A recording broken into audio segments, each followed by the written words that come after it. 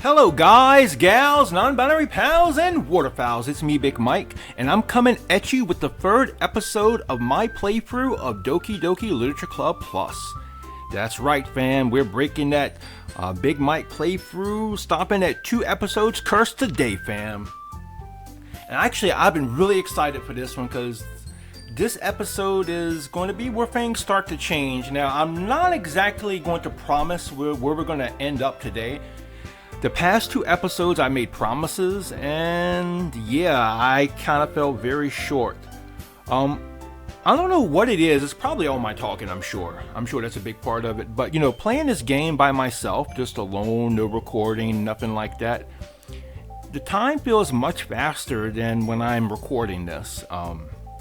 So I learned very quickly not to trust my estimation of time when recording this. So I want to try to get to the second half of this game, or get to the end of the first half, I should say, this playthrough or this episode. However, you know, we're going to cap it out around 2 hours and a half tops. So if we get there, we get there. If we don't, we don't.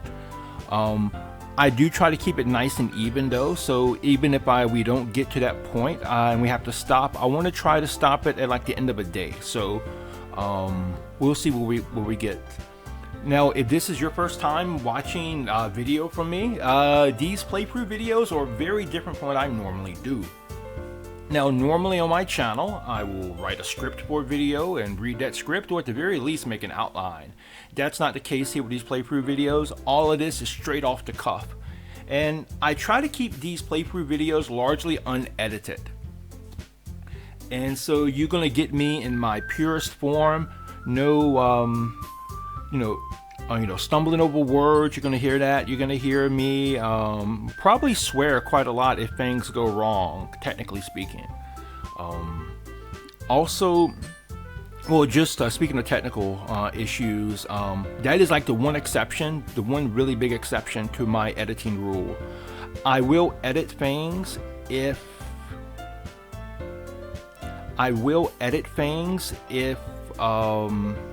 technical issues get too bad. Like there's a glitch when I play this because I'm running the Windows version under Linux, and so if I click outside the game window, the game will refuse to recognize my mouse, at which point I will have to restart the game and go back to the point where I left off. So that's the one exception to my editing rule. Also, that's why you're gonna see me saving the game quite a lot as well. So, and but yeah, and so so just a kind of brief recap of all what's happened so far. Well, you know, first off, if you didn't see last episode, the club started to prepare heavily for the upcoming school festival in which we're going to be showcasing our poetry skills. And Monica had the bright idea, as the great leader she is, the fearless leader she is, to have all of us club members recite poetry live up on stage in front of an audience. And as you may imagine, if you're familiar with these characters, that did not go over too well with Yuri and to a lesser extent Natsuki. But surprisingly, they both knocked it out of the park. So yeah, and that's kind of where we ended at. Also, in the last episode, probably should point out that we actually got a chance to spend a lot of time with Sayuri, hunting for school supplies in other classrooms and such. And we found out that she's both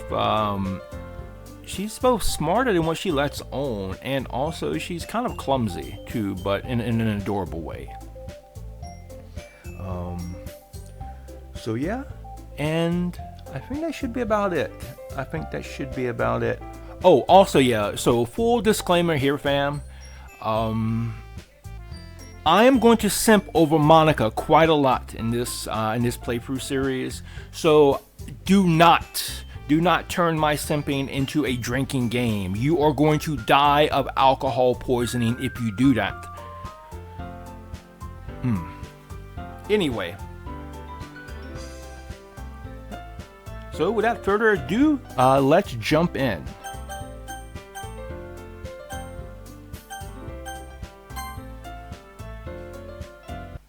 Alright, and we left off from our last playthrough having to write a poem for the next day. And again, we're trying to go after Sayuri, because Sayuri is the second best girl.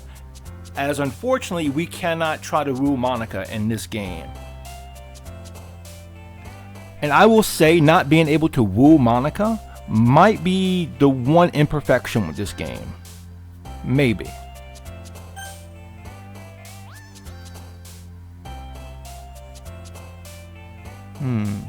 Let's see, I feel like raindrops.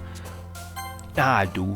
Now the problem with this, as I mentioned in the past 2 episodes, is that Sayuri, she kind of has both aspects of both Yuri and Natsuki, and so sometimes choosing the right word can be a little confusing.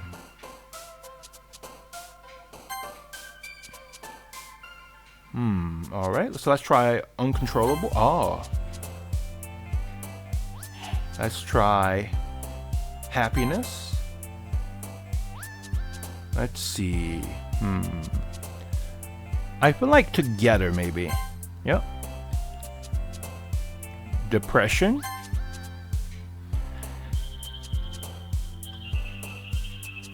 Prayer. Oh, Natsuki's peace. Now, I you know what? I would never have guessed that. Also, if you didn't watch the first episode, I'm doing this blind. For the most part. I mean, I've played this game many times before, both the original and Plus. But, you know, I don't remember all the words because it's been maybe 5 years since I did like a full and proper playthrough. But yeah, that surprised me. That really surprised me with Natsuki. I would not... Natsuki and peace are not 2 words I associate together. She is... I don't know. She has that tsundere energy about her.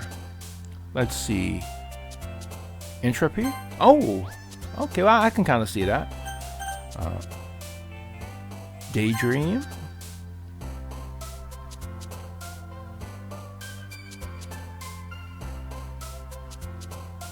Kiss? Oh, well, okay, I can see Kiss for her. She likes a romance manga. Natsuki is really big into romance manga, so... Alright, let's see. Tragedy. Alright, that's definitely... Oh. Fester? Oh. Heavens... Ah!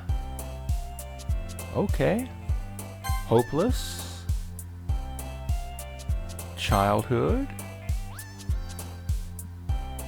Melancholy. Oh. Do. All right. Clumsy. That's definitely her.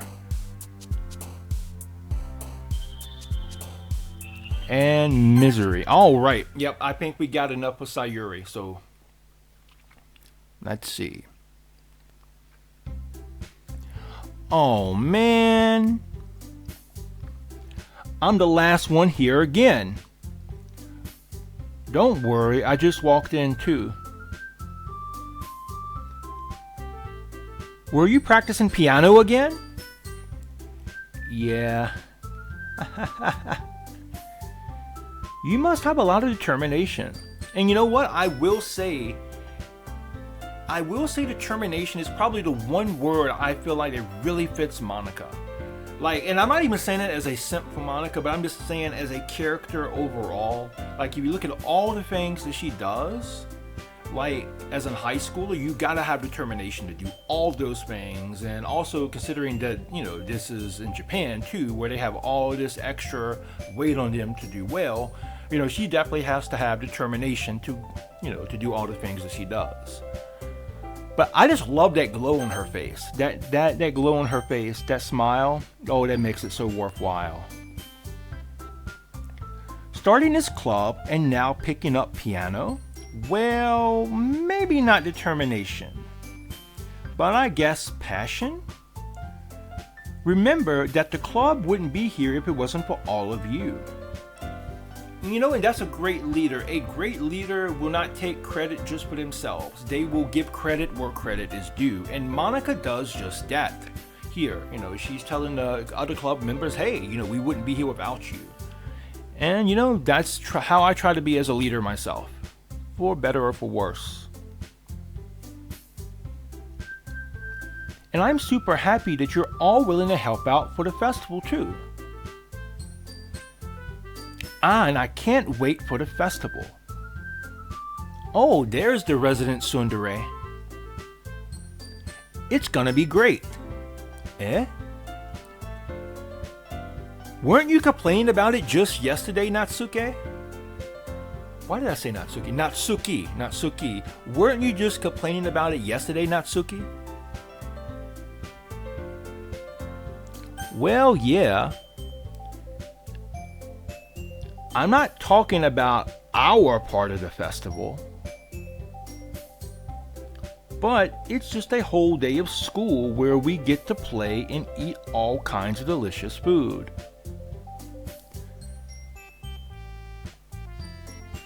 You sound a bit like Sayuri all of a sudden. Monica, do they usually have fried squid? Squid? That's a pretty specific thing to look forward to. Oh, come on. Are you saying you don't like squid? You of all people? I didn't say I don't like it. Now, there's a pun at play here. And the pun doesn't get explained until the second part of the game, so I'm not going to ruin it. But if it seems so obvious, or it seems like they're hinting at something, that's why. Besides, what do you mean by you of all people? Uh-oh. You called your tsundere out, Monica. What do you mean by you of all people? Because it's right in your name. Oh damn, I guess I was wrong. I guess it's here in the first half that they explain it. Monica. That's not how you say my name at all. Also, the joke makes no sense in translation. Alright, we're breaking the fourth wall here a bit, but you know, as long as Monica's involved, I'm all for breaking some walls, fam. All for breaking some walls. Her walls, hopefully, but you know, beggars can't be choosers. Never mind. Let's just focus on our own event for now, okay? Fine. Your reactions aren't as fun as Yuri's or Sayuri's anyway. Excuse me? Uh-oh. Where's Sayuri anyway?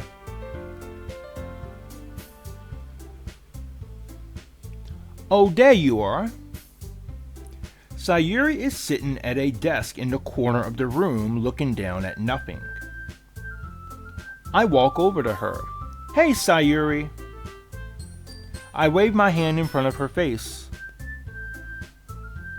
Whoa, she does look like she's spacing out.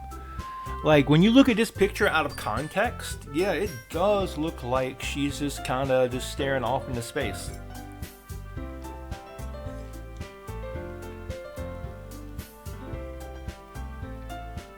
So, you're spacing out again? Sorry. Don't mind me. You can go talk to everyone else. Huh. Is everything alright? Oh, of course. Why wouldn't it be? It just feels like you're a little off. You know what? I haven't shit on him. I haven't shit on the main character as much as I thought I would. Because, you know, in the first episode, I compared him a lot to Hisao from the main character from Katawa Shoujo. And I think that was probably very unfair of me. Very unfair of me to do that. I feel like this main character, he's much more perceptive. And, you know, And it doesn't always come through, but I feel like this is a great example of that. Now, it would be interesting. I don't think we ever see it, but it would be interesting to see if he's like that with the other characters or if he's just like that with Sayuri because they've been friends for so long. Oh, sorry for assuming things. Geez, you worry too much about me. Oh, I'm sorry. I'm fine, see? Sayuri shows a big smile. She does have that smile that can light up a room, though. I will admit that she has that smile, and she's just like a little ball of energy. But I do have a very bad feeling that things are not all well with Sayuri, unfortunately. Don't let me distract you from having fun with everyone. Well, all right, if you say so. I worriedly glanced at Sayuri before turning back towards everyone else. But the conversation has already dispersed, with everyone back at their usual activities. Maybe I should ask Monika if she's noticed anything about Sayuri recently. Since they've been preparing for the festival, they must have been spending a lot of time together. I timidly approach Monika, who is shuffling through some papers at her desk. Big Mike, what's up? I'm sorry, I had to take a picture of that real quick. Anyway, Big Mike, what's up? Oh, nothing much, baby. But I know something that will be up if I keep talking to you.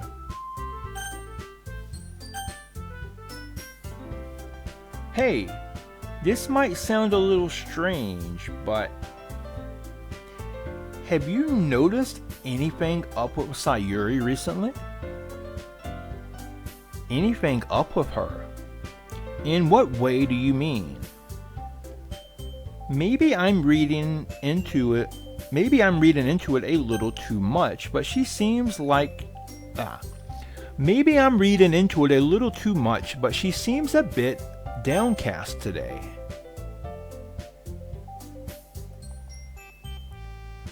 Oh, you think so? I can't say I've noticed anything about her. Monika peers across the room at Sayuri, who is idly dragging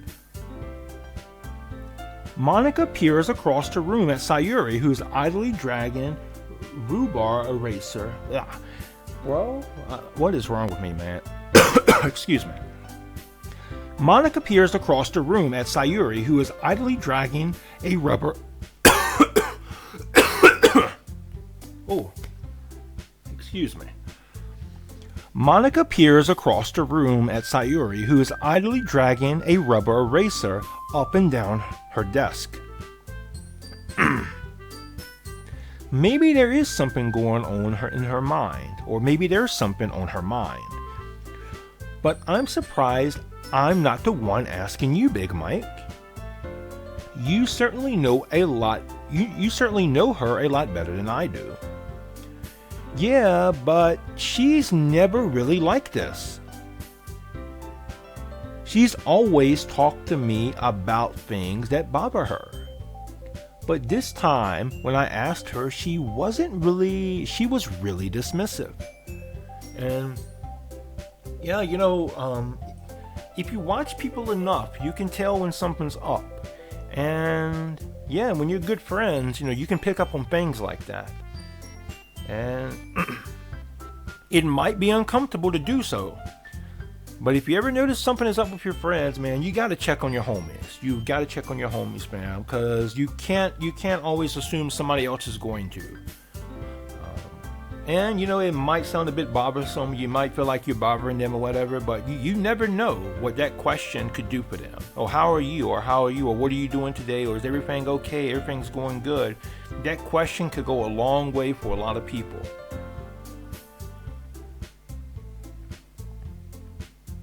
Sorry, I know it's not your problem. I just wanted to ask if you knew anything. So I'll drop it now. Oh, no. It's important to me too. I mean, I'm also friends with her. And I also care about the well-being of my club members, you know? Maybe I'll try to talk to her myself. See, now Monica's a great leader because of that. She's, something is brought to her attention, and as a result, she's going to check it out. Excuse me for just a moment, please.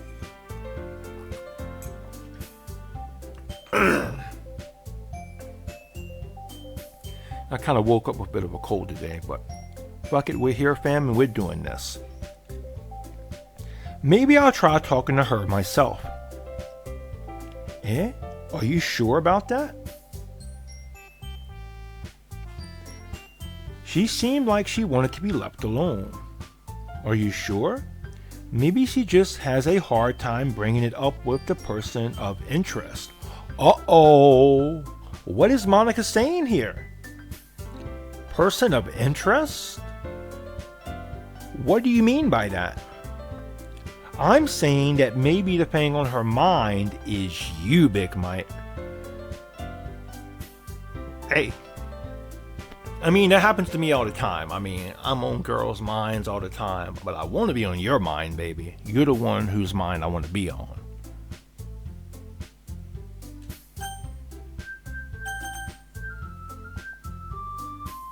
Me? How on earth would you come to that conclusion? Well, I probably shouldn't say too much, but Sayuri talks about you more than anything else, you know? Huh?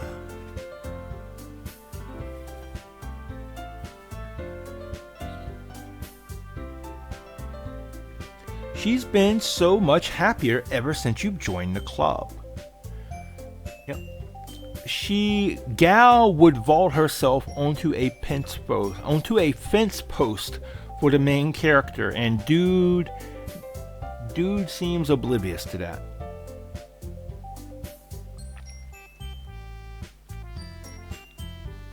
It's like an extra light was turned on inside of her.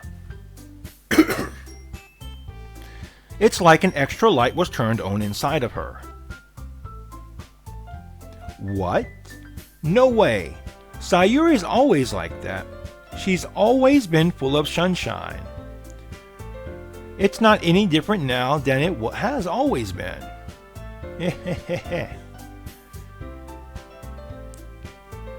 You're so funny, Big Mike.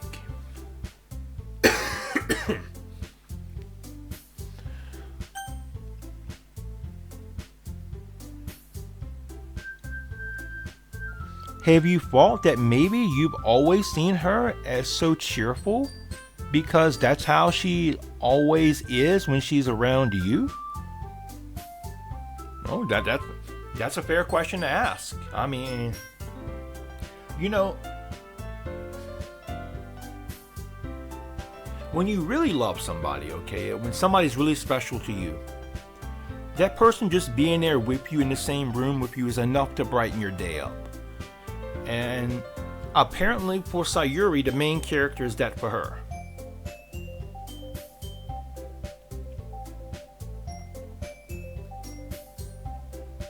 Ah, I said too much. Now, Monica's embarrassed faces, that's not one we see very often, but it is so adorable. I'm sorry. What do I know anyway? I didn't mean to jump to conclusions, so you should just forget about what I said. I'll try to talk to her, so try not to think about it for now. Ah, alright. Monica smiles meaningfully. Oh, that smile melts me inside, fam.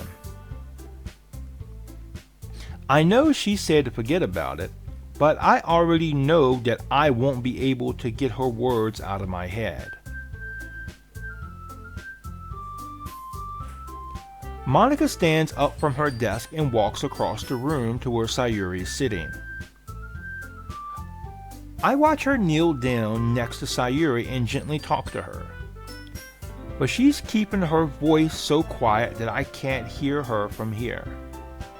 I sigh and sit myself down. I mean, bro, you probably shouldn't be eavesdropping on people's conversations anyway. I mean, let's give the ladies a little space, okay? I mean, I'm just saying, I just know when Mike wants some time alone, and not necessarily for Mike alone fun time, but when I want some time alone, I don't want people listening in on me. So this dude, he needs to respect privacy.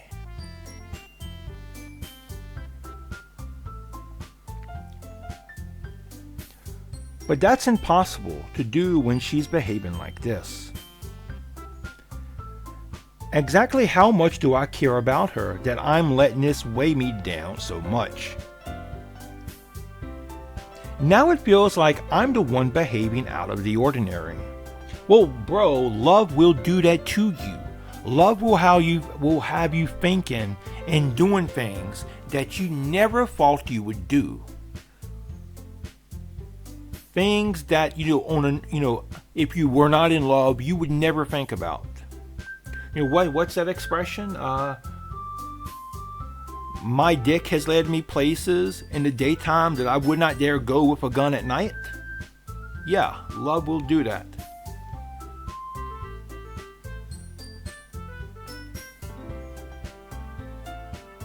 I mean, okay, love and lust aren't the same thing, but they operate on very, very similar principles. But anyway, there's nothing I can do besides wait for Monica. Okay, everyone. After some time passes, Monica calls out to the club room. Why don't we share our poems now? Before I know it, everything is back to normal. Everyone goes to retrieve their poems, and I do the same.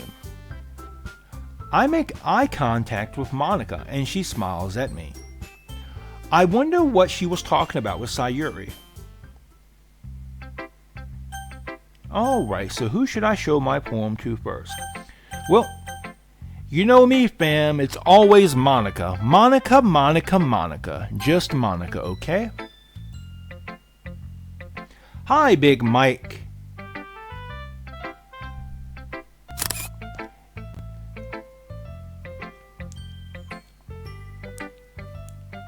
And if you're wondering why I keep taking so many screenshots of when she mentions my name, I promise you it's not for me to fantasize about later on tonight. Anyway, have you thought about what you want to submit to perform? Have you thought about what you want to submit to perform at the festival? Well, being in this club is one thing, but performing in front of a bunch of people, I'll have to give it some more thought. Okay, no pressure. But whatever you do, I'm sure it'll turn out great. It will also make me happy to see. Ha ha ha ha. Anyway, let's take a look at today's poem. Sure. I let Monica take the poem I'm holding in my hands. Aha! It's kinda funny. How so? No, not the poem. I mean, it's funny how your poems and Sayuri's poems have been getting more and more similar to each other every day. I'm surprised you're so in sync with her. Then again, you've been spending a lot of time together lately, haven't you? I guess you could say that. Although we kind of grew up as best friends, I haven't been seeing her as much as... although we kind of grew up as best friends, I haven't been seeing her so much as of this past year. But since I joined the club, we've been spending a lot of time together again. I see. That reminds me. about how Sayori's been a little bit off today. Yeah? Did she tell you something? Well... There's that embarrassed face again. I love... I love that. It's so adorable. Big Mike, you haven't been flirting with her, have you?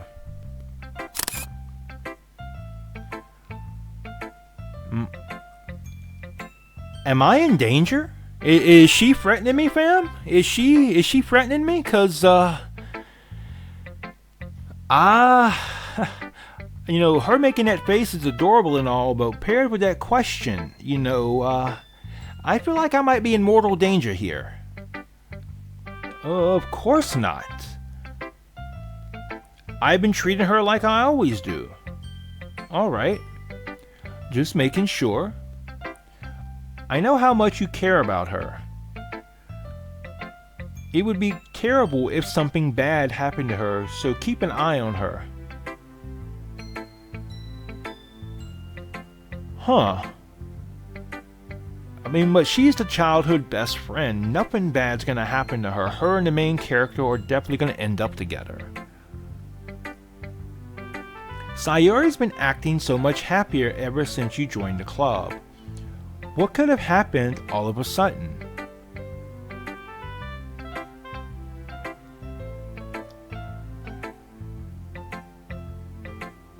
Well, I will say it is kind of fucked up.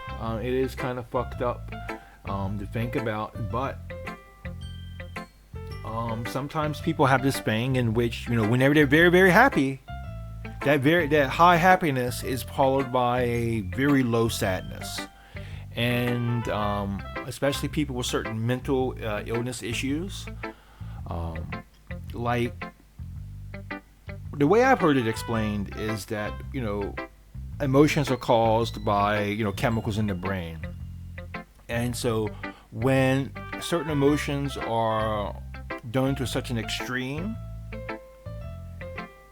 the opposite experience happens to balance things out. So if you have a very high high, that very high high is going to be followed by a very low low, if that makes sense.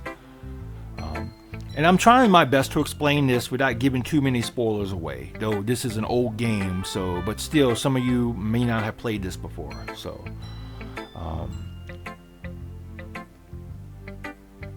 Anyway, well, never mind. This really isn't the time to be talking about this. Anyway, I'll share my poem with you now, alright? Alright. Fine, we'll do this. The Lady Who Knows Everything. An old tale tells of a lady who wanders earth. The lady who knows everything. A beautiful lady who has found every answer. All meaning, all purpose, and all that was ever sought. And here I am, a feather, lost adrift in the sky, victim of currents of the wind. Day after day I search. I search with little hope, knowing legends don't exist. But when all else has failed me, when all others have turned away, the legend is all that remains. The last dim star glimmering in the twilight sky. Until one day the wind ceases to blow, I fall, and I fall, and fall, and fall even more, gentle as a feather, a dry quill expressionless.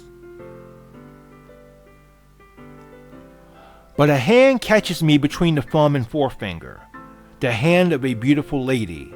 I look at her eyes and find no end to her gaze.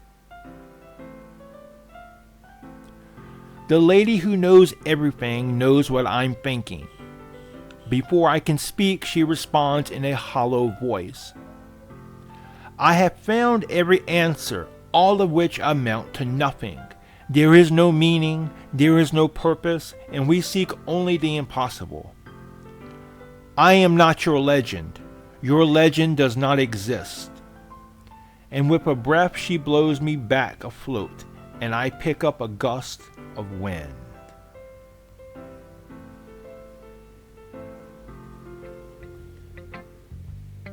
You know, I feel like learning and looking for answers are the sorts of things that give life meaning. And you know what? I will agree with that. I will fold there. I believe that. I don't know if I necessarily agree that looking for those things give life meaning, but I believe they give us a feeling like life has a meaning, if that makes sense. But still, I like the sentiment.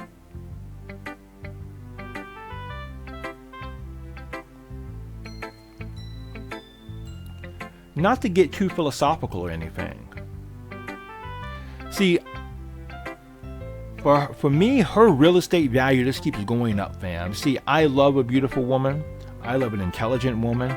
And I love a woman who, after the deed is done, we can lay and we could talk for hours about things like that. So, damn, I wish Monica was real. But honestly, even if she was real, there's no way in hell she would ever fuck with a guy like me. So anyway, but it was kind of my mind. But it was kind of on my mind, so that's what I wrote about. I see. I never really put much thought into it. In a way, it's almost paradoxical. Because if we had all the answers, wouldn't the world start to lose its meaning?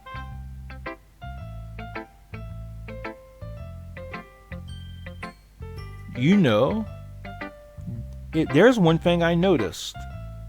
It seems like everyone in the club prefers writing about things that are more sad than happy. Are you surprised?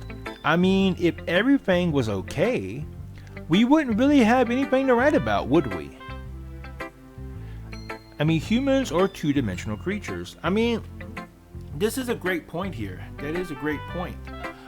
If you look at literature, if you look at literature, if you look at film, if you look at, most forms of stories, or if not all forms of stories, they all center around a conflict of some sort.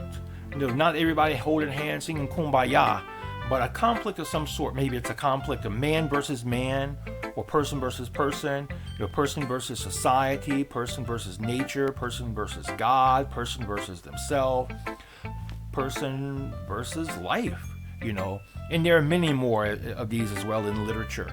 But the point is, it all centers around a conflict. And conflict is not normally something that's happy for many people.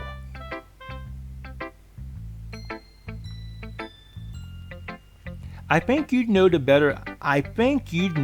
better than anyone.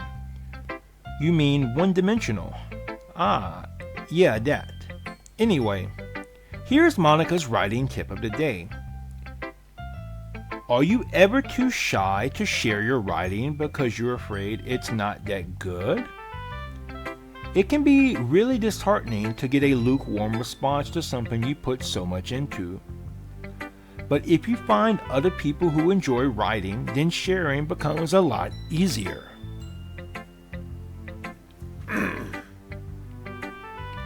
Because instead of just telling you your writing is good or okay or bad, they want to focus more on everything that went into it and the things you can work on. It's much more encouraging that way and will make you want to continue improving. Hey, you know what? And that's not only true for writing, that's true for anything. That really is true for anything. If you're into anything that's creative, it can be writing, it can be art, it can be filmmaking, it can be, streaming games on Twitch, for example. Surround yourself with people who are into the same things, people who are, who can help you, people who can point out to you your flaws and such and help you improve as a person. Don't surround yourself with yes men or yes people, or people who are uninterested. It's good to have people who watch your stuff, who like your stuff, or people you're friends with who aren't into the same thing. But when it comes time to improving, you need people who are into what you are, whatever it is you're about. So, yeah, I think that's some really good advice, and it goes well beyond just writing.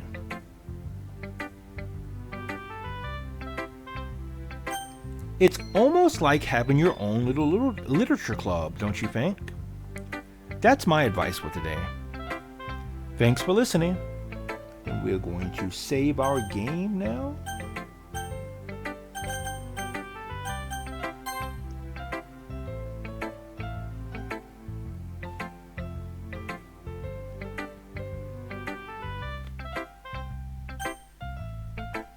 Alright, now we're going to go to the second best girl, Sayuri.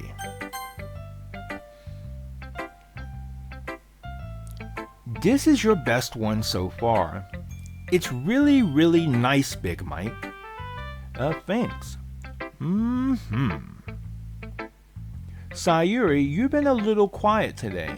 Is everything alright? Ah! Of course! Everything is fine. Maybe I'm just a little tired today. Do you want a nap or something? No thanks, silly.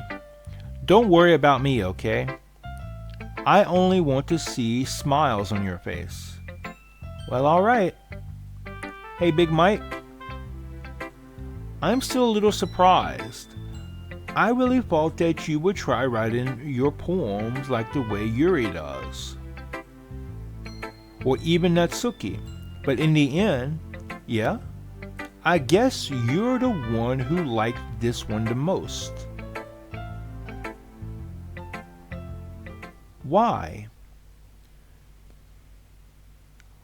You don't want to get closer with everyone else? Wait, of course I do. But that doesn't mean I need to try so hard to impress them. I still understand you the most, Sayuri. I know you have to sometimes put up with me. And I have to sometimes put up with you. But we have a wavelength or something. Dude is trying to tell her they had, they have chemistry. That's what he's trying to say. And this is how the poem came out. Sometimes it feels like you're the only exciting thing in my life. I think dude is he's finally got it, fam. I think the light bulb has finally clicked in his head. Sometimes it's just easier to write when thinking about you. She's his muse, is what he's trying to say, which is an incredibly romantic thing to express to your significant other, by the way. Sayuri? No, Big Mike. I don't deserve this. You're too nice to me. Why are you doing this? Sayuri has trouble keeping her voice steady all of a sudden. If you had fun with everyone else instead, this would be so much easier. Sayuri? What would be easier? What is she talking about? I glance around the room to make sure nobody has noticed this. Sayuri, I probably never said this before, but I don't understand what you're feeling. I don't understand what you're feeling right now. Tell me, what would cheer you up? Sayuri shakes her head. She smiles and keeps shaking her head. Finally, she gathers herself and puts on a smile. It's nothing, Big Mike.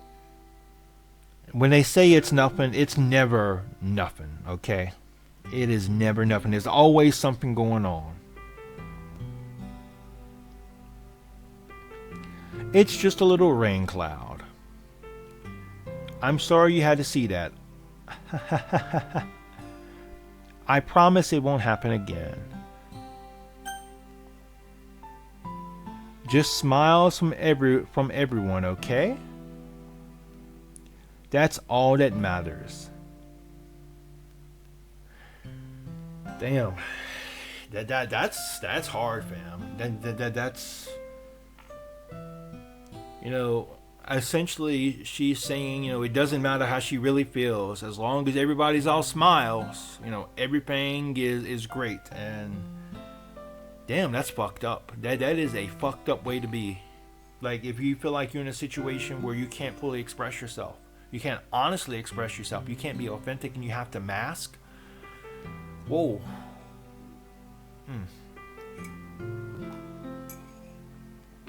I had to take a sip of coffee on that one.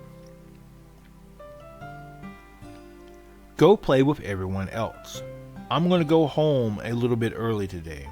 Sayuri, tell Monica I wasn't feeling well, okay? I'll see you tomorrow. Before I could say anything else, Sayuri cheerfully walks out of the classroom, humming to herself. Oh. Alright, that did not go how I expected it to. But let's save the game.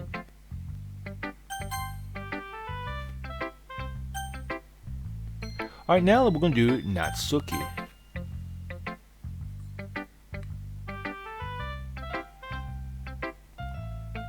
Meh. I guess you really haven't learned anything after all. Oh, what? Because my writing isn't in the style that you prefer? I haven't learned anything? Get over yourself. Honestly, I don't know why I got my hopes up in the first place.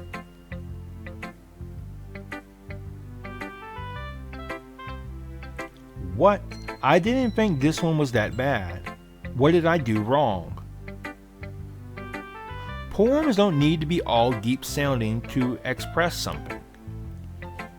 It's going to just sound like you're forcing it unless you really don't suck at it. Honestly, I don't bother trying to write poems like this. Honestly, don't bother trying to write poems like this until you're on Yuri's level. Well, I mean, at least he sounds positive when she's talking about Yuri now. I mean, I guess that's something. Maybe we can call it character development, maybe?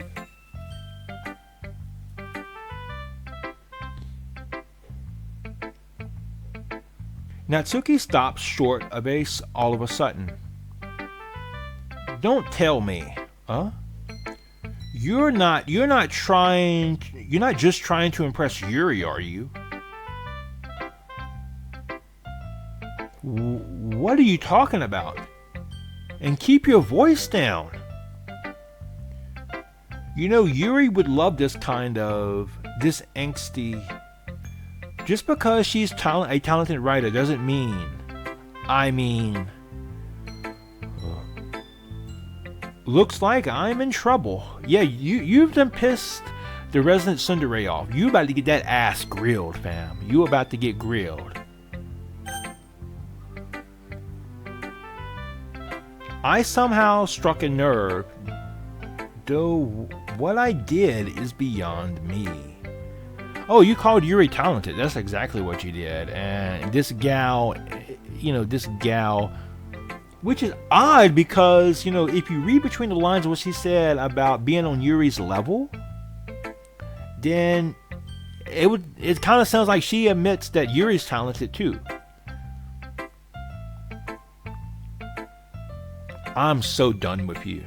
Well, fine, goodbye. Nobody asked you to come here anyway.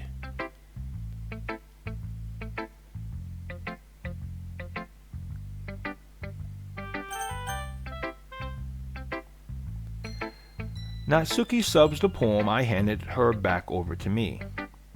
Take your stupid poem. If you wrote it for someone else, just don't show it to me. Ouch. This is what I get for letting a younger girl step into my business. Bro. It ain't even gotta be a younger girl. You shouldn't let anybody step into your business, bro.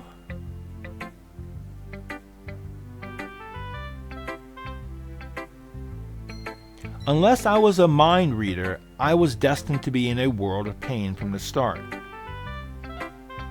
At least Natsuki wasn't really the girl I was trying to impress in the first place. Hey, thank goodness for that.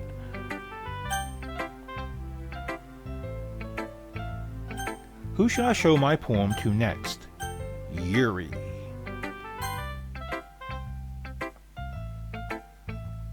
Well done, Big Mike.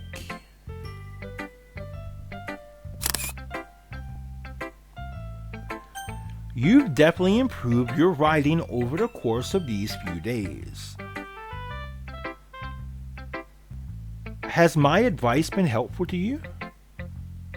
See, okay, Yuri is not the best girl, okay? She's not even the second best, but she's better than Natsuki. She's much more elegant, she's much more intelligent. And on a sunny day, you could stand under her boobs and for shade, okay? I am more of an ass man, but I do appreciate fine assets when I see them. So, But anyway, it's not about breast size. It's about a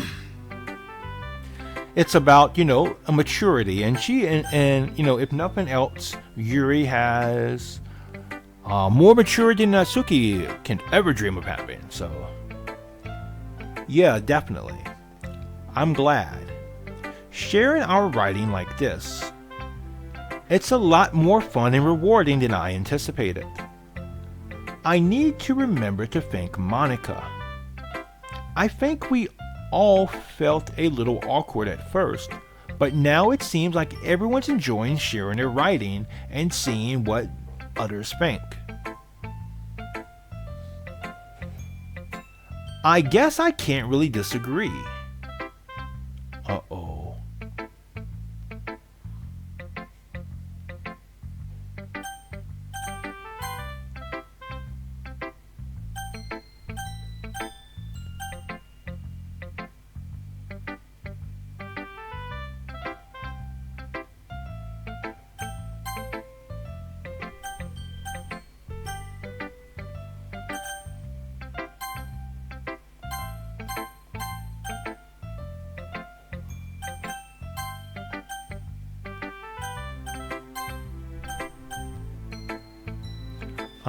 Alright, now we're back now, fam. I guess I can't really disagree. I was afraid this whole thing would be a chore. But it's a great way for me to spend some personal time with all the girls in the club. Bro. It's been a while since I saw this movie. I think I saw it maybe 2014, 2015. But Dead Poet Society is a fantastic film if you've never seen it. But to quote Robin Williams' character in that movie, and I'm going to paraphrase the fuck out of this, okay? So I'm probably going to butcher it. I think it goes something to the effect of,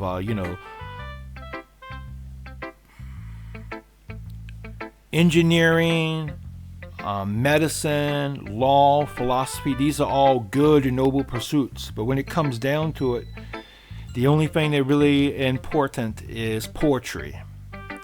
And poetry is for wooing women. So, yep, I butchered the fuck out of that. And that's probably not even nearly accurate. Probably nowhere even in the ballpark. But the point is, poetry is great for that. I mean, and it's more than that. It's a great way of connecting with people.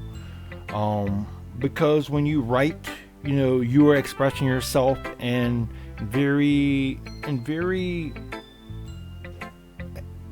you expressing yourself in a way that sometimes escapes us when we try to use our words. And when we do that, we can form a better connection with people. And so the fact that he's spending this personal time doing it with these ladies, I mean, hey, that's a great way to spend your time. But it's been fun getting to know everyone in their writing. And I guess doing some writing myself. Well, have you learned anything about yourself, Big Mike?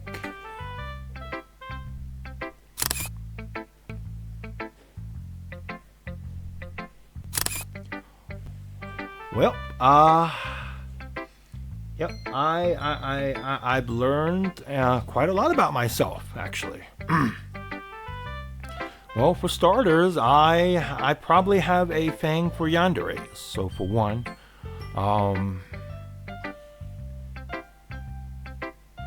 so yeah, I mean that's something. I mean, I've learned that, and that's probably because of you, and probably Monica to a lesser extent. Eh? Well, you know how I like to say that writing is a very personal way to get in touch with yourself. In the end, it doesn't matter if you're a good writer or a bad writer. And even my opinions are just opinions, you know. As always, I believe what's most important is exploring and discovering yourself. I bet you do a lot of exploring and discovering yourself.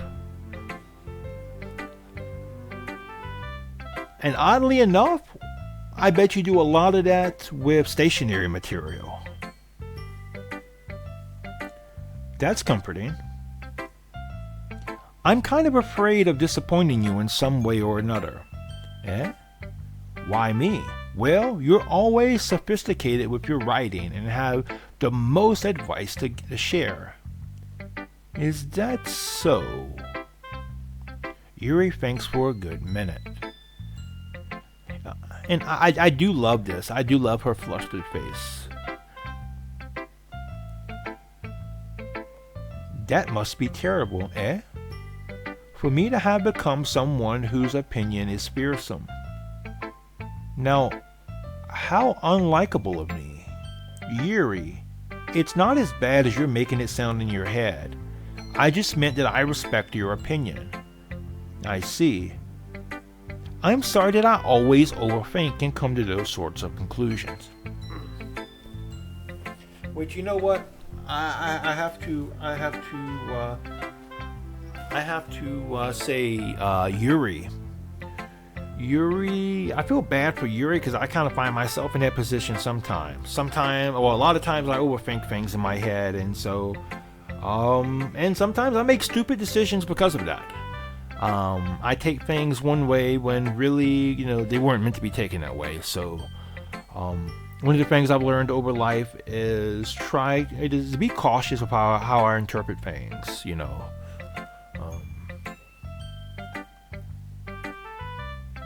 especially things in isolation, things in isolation.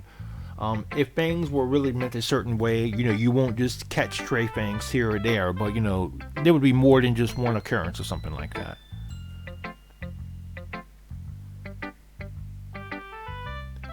I'm just a little too used to it. Overthinking, being disliked. Yuri! What? What am I saying? I'm sorry, I didn't mean to bring that up. Let's move on. Alright. Do you want to share your poem now? Okay. Oh, so we're actually gonna get a poem. Beach. I travel millions of years. I'm sorry. A marvel millions of years in the making. Where the womb of the womb of the earth chaotically meets the surface, under a clear blue sky and expanse of bliss. But beneath gray rolling clouds and endless enigma. The easiest world to get lost in is one where everything can be found. One can only build a sandcastle where the sand is wet. But where the sand is wet, the tide comes. Will it gently lick at your foundations until you give in? Or will a sudden wave send you crashing down in the blink of an eye? Either way, the outcome is the same, yet we still build sandcastles. I stand where the foam wraps around my ankles, where my toes squish into the sand. The salty air is therapeutic. The breeze is gentle yet powerful. I sink my toes into the ultimate boundary line, tempted by the foamy torrents. Turn back and I abandon my peace to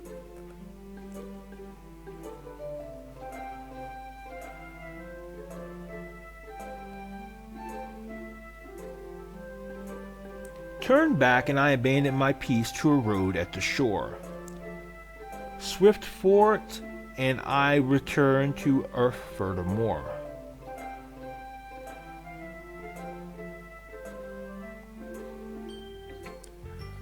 I'm aware that the beach is kind of an inane thing to write about, but I did my best to take a metaphorical approach to it. You say that like you didn't even want to write about it. Oh, you haven't heard? After yesterday, Natsuki and I, well...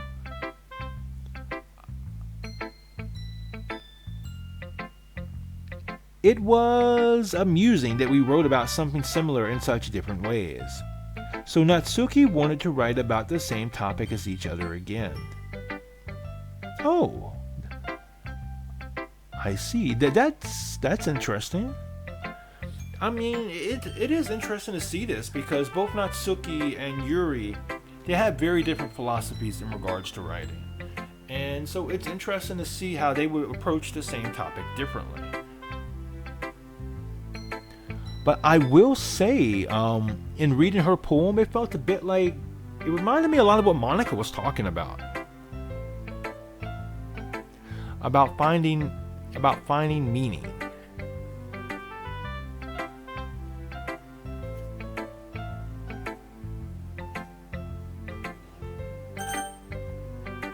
Natsuki didn't even let me read her poem, so I don't have much to contribute. I suppose to better compare the differences in our writing styles or thought processes. Anyway, it was her idea. Knowing her, it's no surprise that she'd want to do something like that. She probably just wants to show off. It's not like I have a particular interest in her writing style. I just went with her request. But, well, I suppose it's not so bad to write about something simple on occasion. It can be refreshing, you know? It's good for me to calm my thoughts once in a while.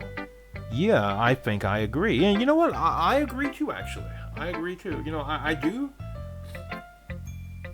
I write about, in my poetry, I do write about some complex things. But, you know, sometimes I write about everyday things too. And you know, sometimes I feel like those everyday things are probably the most memorable, I believe. So yeah, I think I agree here. I think I agree with Yuri here too. Like real life Big Mike agrees with Yuri too. Thanks for sharing. Okay, Euphoria. We're all done sharing poems, right? Why don't we start figuring out... Hold on a second. Is it just me, or did you say something strange just now? Eh? Something did sound a bit unusual. That's right. You deviated from the usual catchphrase when addressing the club. Catchphrase? I don't have a catchphrase. Jeez. Why is the mood so weird today? Look, even Yuri isn't immune to it. Stagnating air is common foreshadowing that is something terrible is stagnating air is common foreshadowing that something terrible is about to happen. Oh, wait a minute. Monica's telling us we need to keep an eye on Sayuri so nothing bad happens. Now Yuri is saying there's stagnant air, which is a very common foreshadowing tool that something bad will happen in literature. So,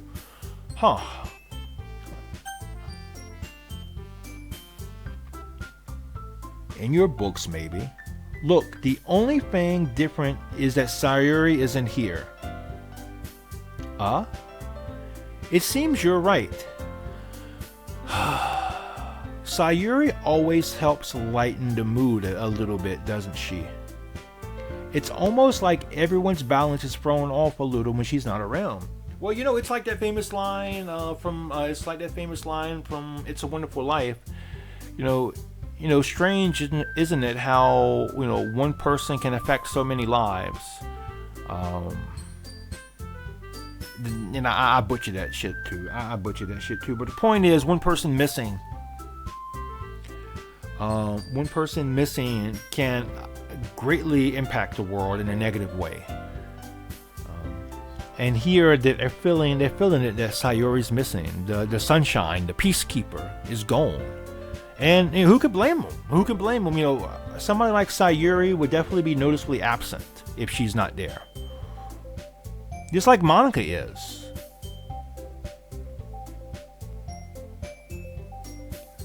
Where the heck did she run off to anyway?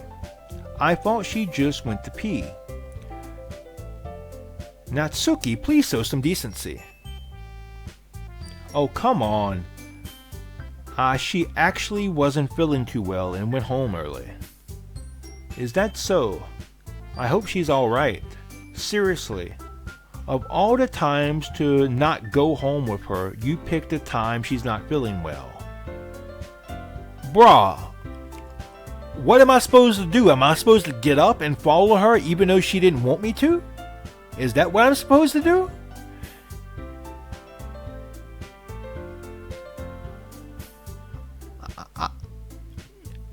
That bitch is rubbing me. I'm sorry. She's rubbing me the wrong way today. The wrong way. Fucking tsunderes, man. So much for you two being lovey-dovey. I know. First of all, stop misunderstanding my friendship with Sayuri. And second, she's kind of been avoiding me today, so I didn't want to force it. Huh?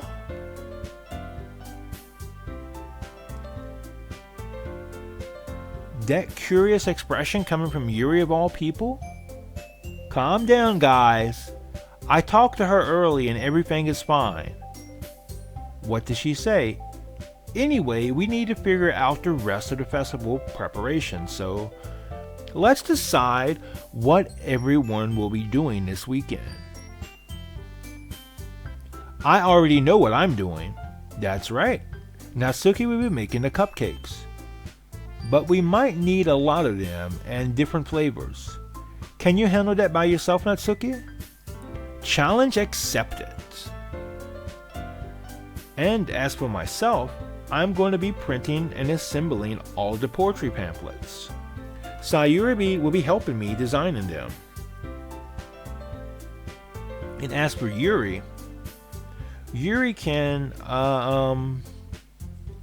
guys, can you help me come up with something for Yuri? I'm useless. No, that's not it at all. You're the most talented person here, you know? And that's Monica being a great leader again. You know, she has her teammate. She has her teammate doubting themselves, and she's inspiring them to be better because she knows they can. She knows they are. Now Natsuki's pouting too? Jeez, even I can tell now. I guess I never gave Sayuri enough credit, but I can tell things are even harder on you when she's not around. That may be the case, but if I can't also be a leader on my own, then I won't grow as a person. So Yuri, you have beautiful handwriting, you know.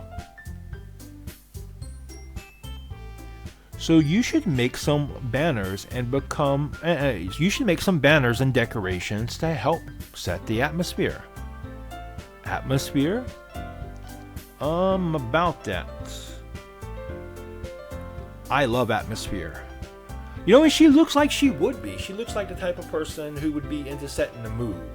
Like, I don't know if I believe Yuri has ever had a boyfriend or not, but if she did, I believe when it came time to do the deed, she wouldn't be the type of person to do it in the backseat of a car.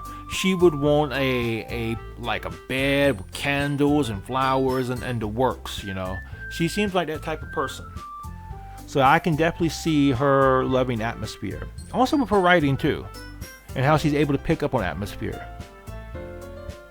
Yuri's expression certainly changes as she stares at her desk in focus and starts nodding to herself. Your mind is already racing, I see. That's great. You will be a wonderful help, Yuri. But anyway, that just leaves you, Big Mike. The one who is truly useless. Well, hey, you know what? I do got to give it to main character Big Mike. And I do, in real life, I do love to take shots at myself. That's probably something I picked up from Kevin Smith, who is one of my heroes. So yeah, I mean, but if you can't laugh at yourself, who can you laugh at, right? Anyway. Don't say that. In fact, both Natsuki and Yuri have some pretty heavy tasks to handle. It would probably go a long way to give one of them a hand. You could always help me out as well. Baby, I would help you out. I would give you a hand. I would give you 2 hands. I would give you 2 hands and something else if you wanted it, baby. In fact, that's what I'm gonna do. I would be really appreciative of that. That's Monica suggesting I spend the weekend with one of my club members. How on earth are they going to respond to a suggestion like that? I suppose I wouldn't mind a bit of help. Well, even if you don't know how to bake, there are always some dirty work I could give to you.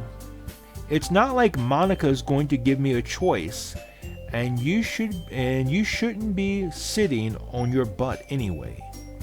Natsuki tries to mumble a bunch of excuses like that. If I recall, Natsuki, you mentioned that you would like to handle the baking on your own. Big Mike may not like to be around if you only make him out to be a nuisance. So therefore, he may be more suited to assist with the decorations. Hold on, I never said that. How hard could it be to make a few decorations anyway? Sounds more like you're just making excuses for Big Mike too. What are you saying? It will be extremely meticulous work. And baking isn't? Uh-oh. Bro got these 2 girls fighting over him. Bro, how is it that, like, sometimes the biggest fuckboy, and admittedly in this game there's not much to compare to other fuckboys, but there are not many other fuckboys or any other fuckboys to compare him to, but comparatively speaking, he is the biggest fuckboy in this game. How is it that the biggest fuckboy always got all these beautiful women fighting over him?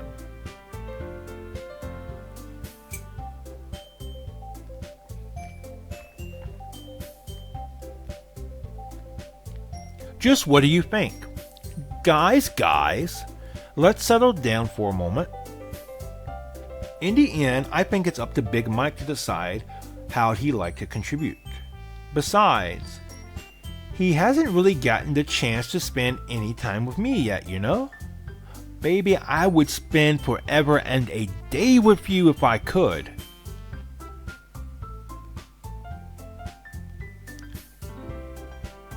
So I'm sure he's interested in. You literally just said, I'm surprised as well. Sorry? Oh. I was just saying though. Jeez. Can we just settle this already? Yeah.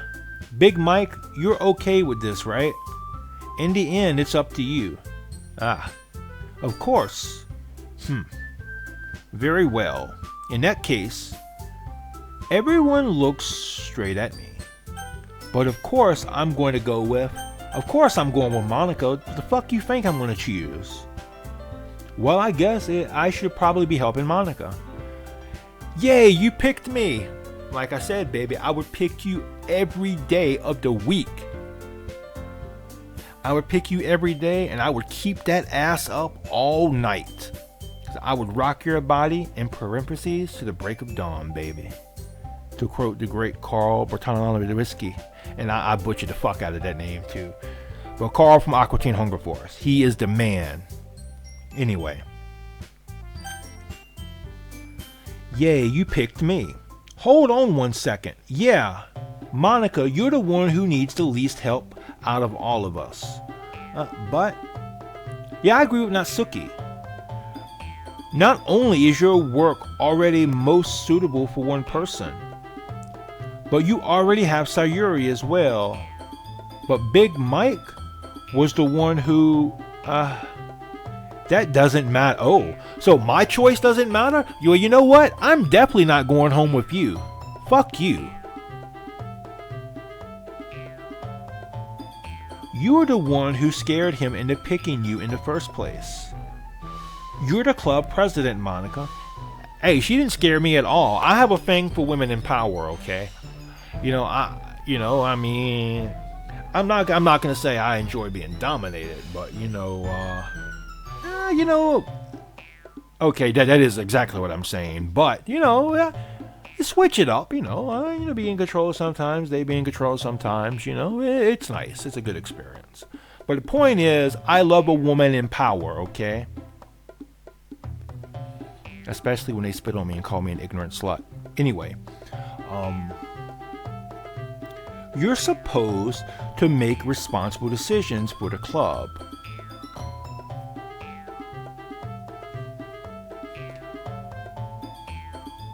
Monica, you shouldn't let any ulterior motives interfere with this decision. Ulterior motives?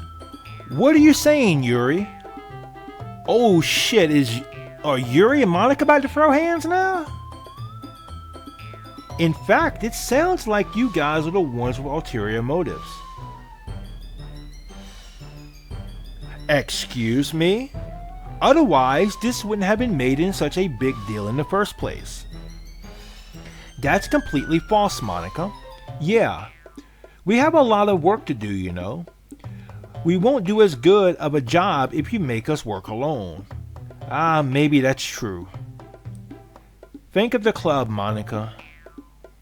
If we want our event to succeed, we need to appropriately distribute our resources.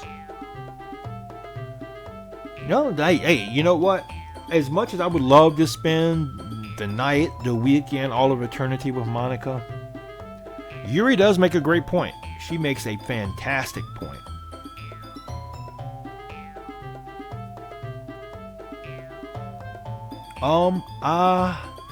So are you going to do the right thing, President? Okay, I get it.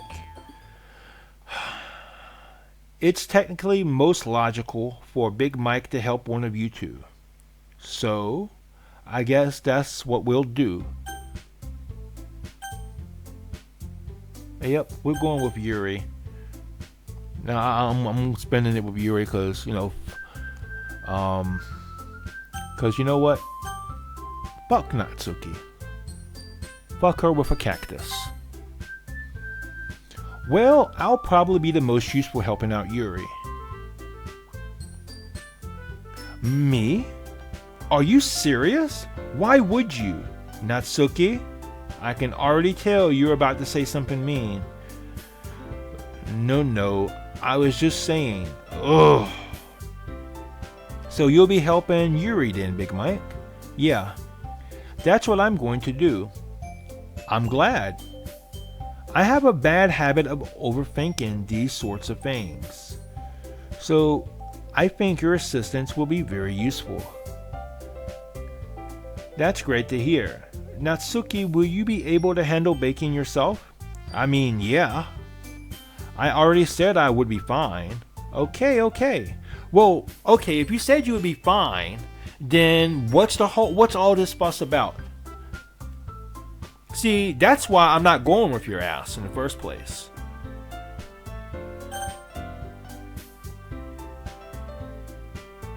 Everyone can tell that Natsuki is feeling a little sour. She's always feeling a little sour. So is that everything we need to go over? Yeah, that should be about it. Are you guys excited? Well, excited may not be the right word, but I suppose I'm looking forward to it a little bit. Do you feel the same way, Big Mike? Me? I guess you could say I'm interested to see how it'll turn out. That's good enough for me. Hey, you know what? That's the best thing I can ever expect a woman to say to me. That's good enough for me. Whew. I probably should have kept that to myself. What about you, Natsuki?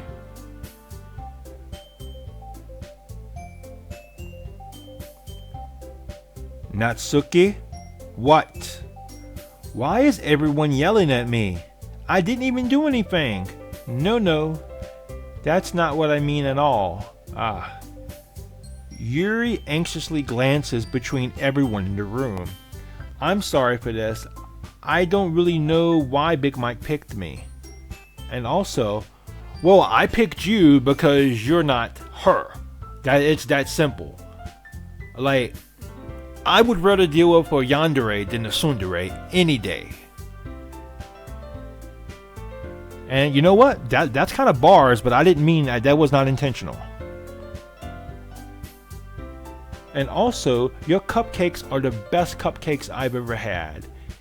They go really well with my tea. And nothing that I do for the event will compare to that, so. And nothing that I do for the event will compare to that, so. So, I get it. I'm kind of surprised, though. Why? Well, I'm the one acting immature. I already know that. But you're trying to cheer me up all of a sudden. I know I'm not very good at it. I'm sorry if I said anything like that. I'm sorry if I said anything bad. Natsuki isn't the only one surprised. Monica and I are also taken back by Yuri's words.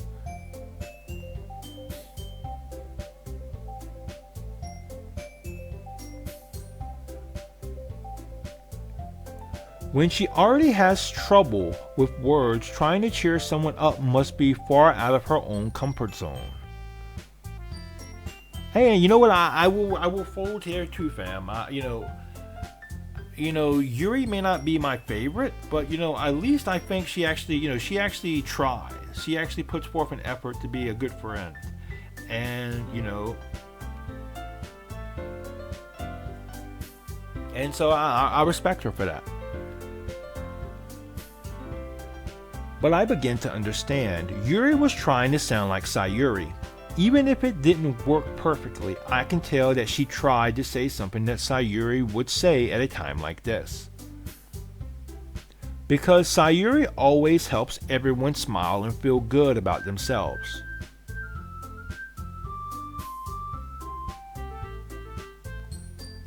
No.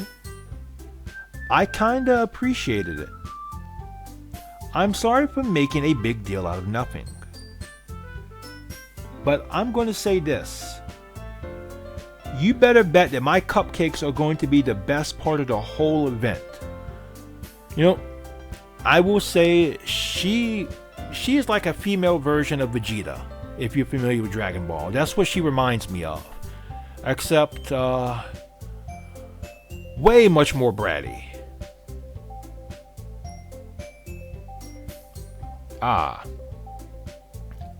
I believe you. Yeah. I hope to see everyone do their best. But with that, there's nothing more for today. So I guess it's time for us to head out. Alright, let's get out of here then. Everyone packs up their things. I start to follow Monica and Natsuki out the door as they chat between each other.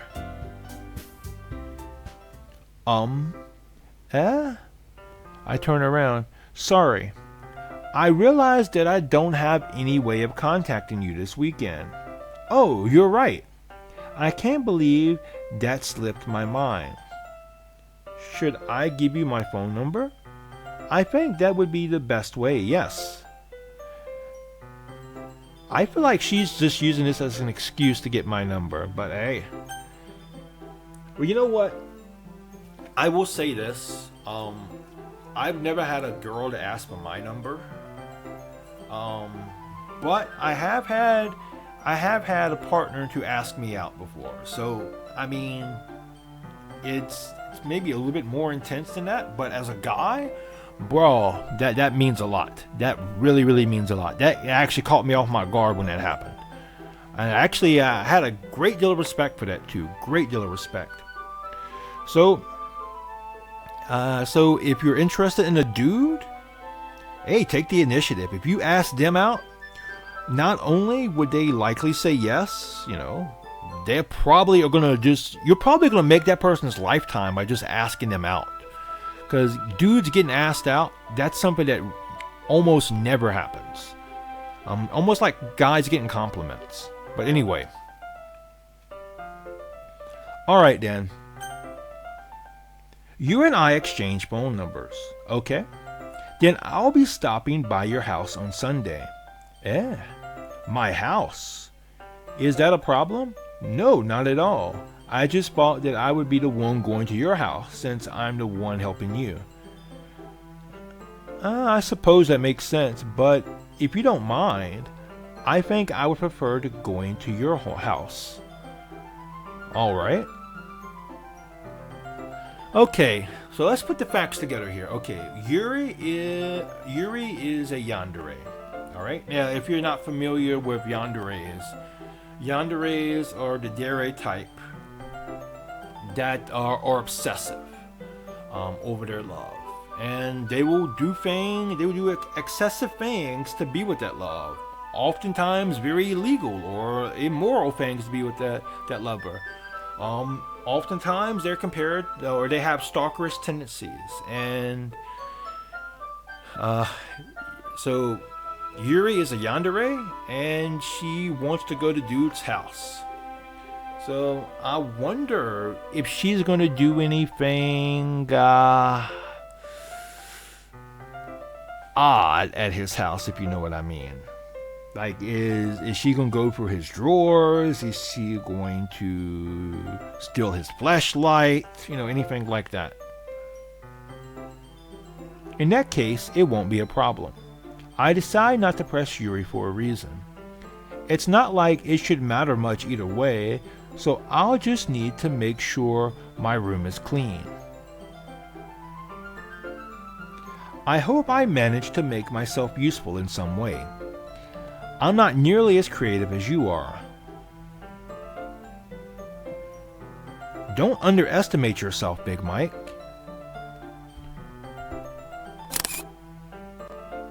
I think that we'll make a very productive team. You wouldn't be my first pick, but we can definitely make a reproductive team too. Even if you only chose me because you felt bad or something. Wait, you don't actually think that, do you? I don't know. It's difficult to come up with any other reason you may have chosen me. You forget that the one reason with the most common sense. I chose to help you because that's what I want to do. But listen, you're not my first choice, okay? That's Monica, baby. Monica is always gonna be my first choice. But you are better than Natsuki, so, Yuri thinks to herself with an extremely tense expression. Yuri, you're overthinking this. You wanted me to point out when you're overthinking, right? I didn't realize. I'm telling you, I want to. That's all there is to it. Do you believe me? Yuri thinks really hard again. She looks straight into my eyes for a long time. Well, I have been told I have some very deep blue eyes that are easy to get lost in, so I can't blame her for that.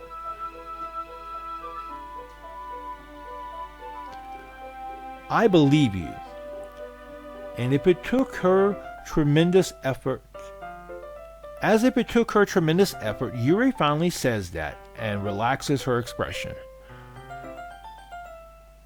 And I'm really looking forward to Sunday.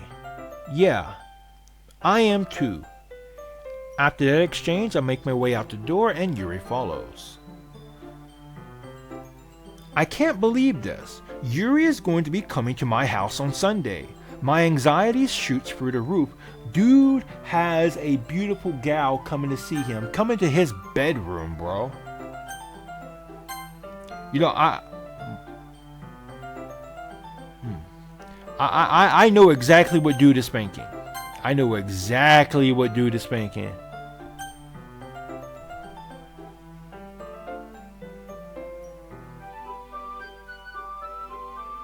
Even though I've gotten pretty used to handling her at this point, there's no telling what might end up happening when we're outside of school. Bro, you're horny and you want to hit that, okay? Let's be real here. Let's be very real here. You want to hit that. More than that, she told me that she was looking forward to it. Is this the chance I have to make something happen between us? There you go. Or is this too early for that? Only time will tell. But until then, I won't be able to take my mind off of it. I seriously can't wait.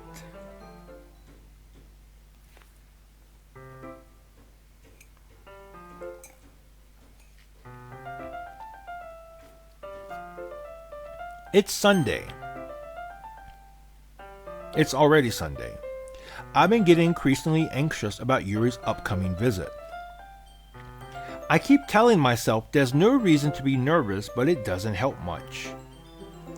Yuri is clearly an introvert and also an intimate person in general. There's no doubt that she'll open up a little bit when it's just the two of us. Meanwhile, we've even been texting occasionally. She was extremely apprehensive at first, but it wasn't long before I already learning more about her. But putting Yuri aside, bro, you can never put Yuri aside, and yeah, I mean, how does one go through life without making Yuri their main focus? And by Yuri, I mean Yuri the genre here, not Yuri the character. Bro, you got to get your priorities straight in life, fam. Anyway, I haven't heard a thing from Sayuri since she left the club early the other day.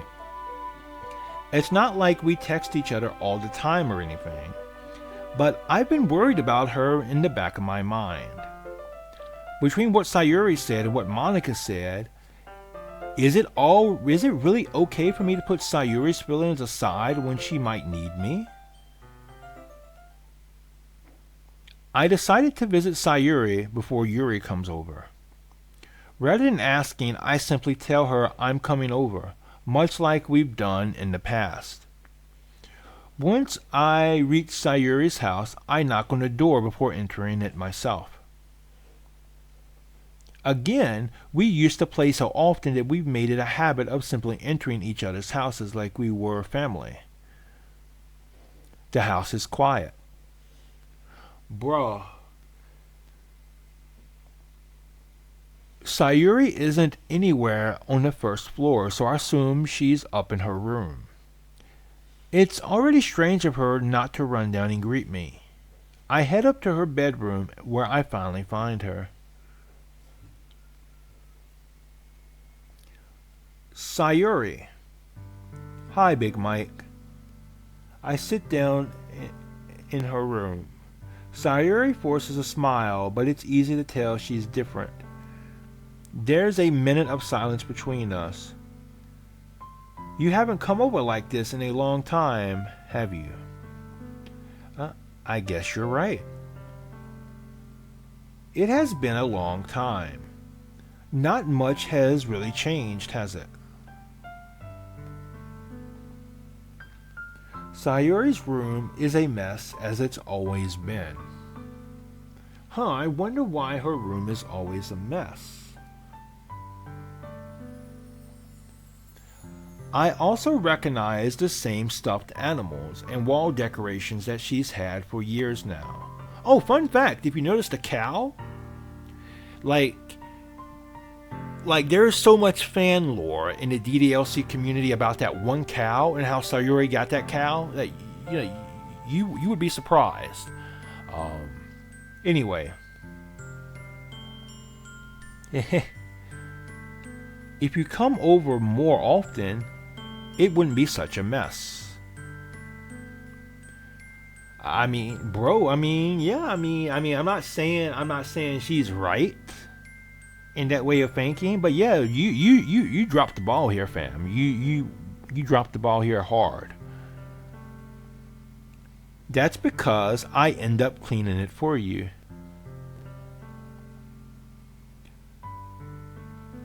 How come you suddenly wanted to come over today? Aren't you supposed to see Yuri today? Yeah, but... Wait, how did you know about that?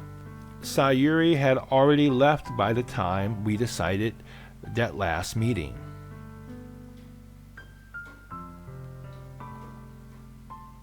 Monica told me.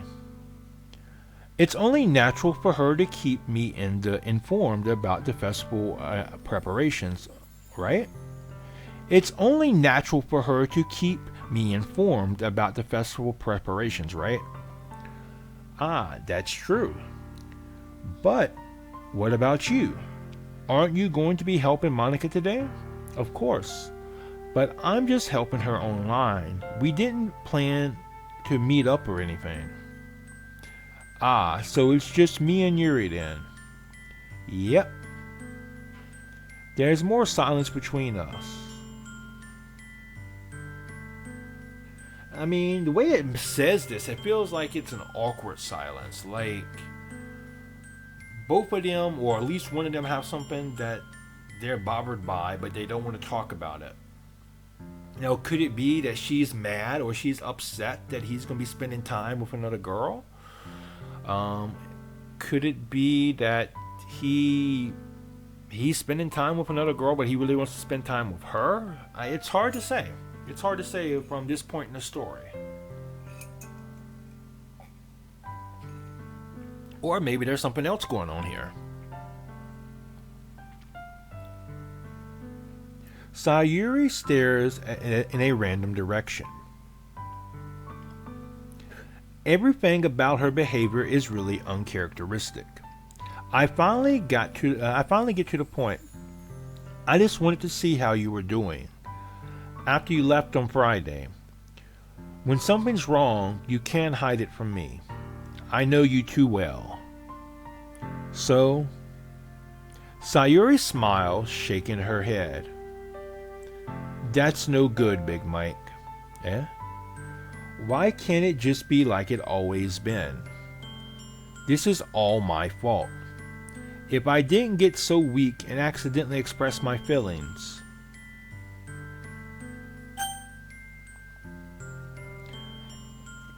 If I didn't make that stupid mistake, then you wouldn't have been worried about me at all. You wouldn't have come here. You wouldn't have ever been thinking about me right now. You wouldn't have even been thinking of me right now. But this is just my punishment, isn't it? I'm getting punished for being so selfish. I think that's why the world decided to have you come over today.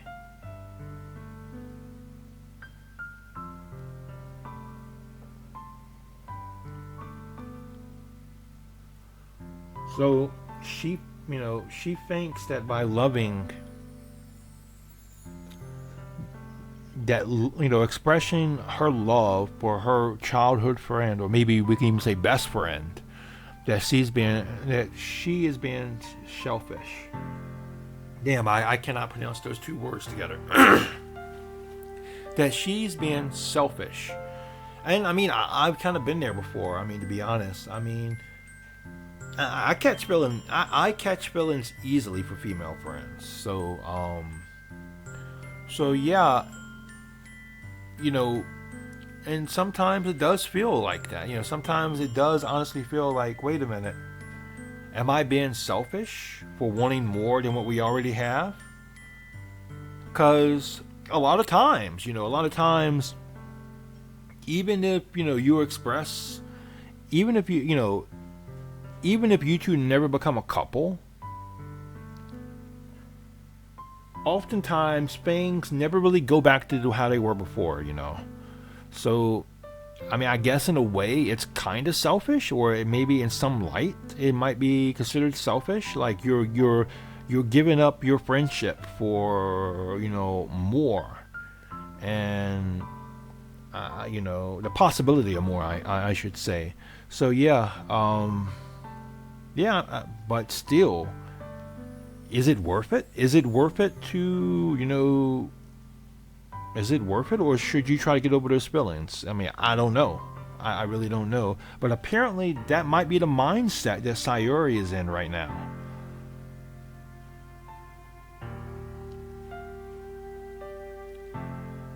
It just wants to torture me. Sayuri. I grabbed Sayuri by the shoulders. What on earth are you saying? Are you listening to yourself right now? I know something happened to you.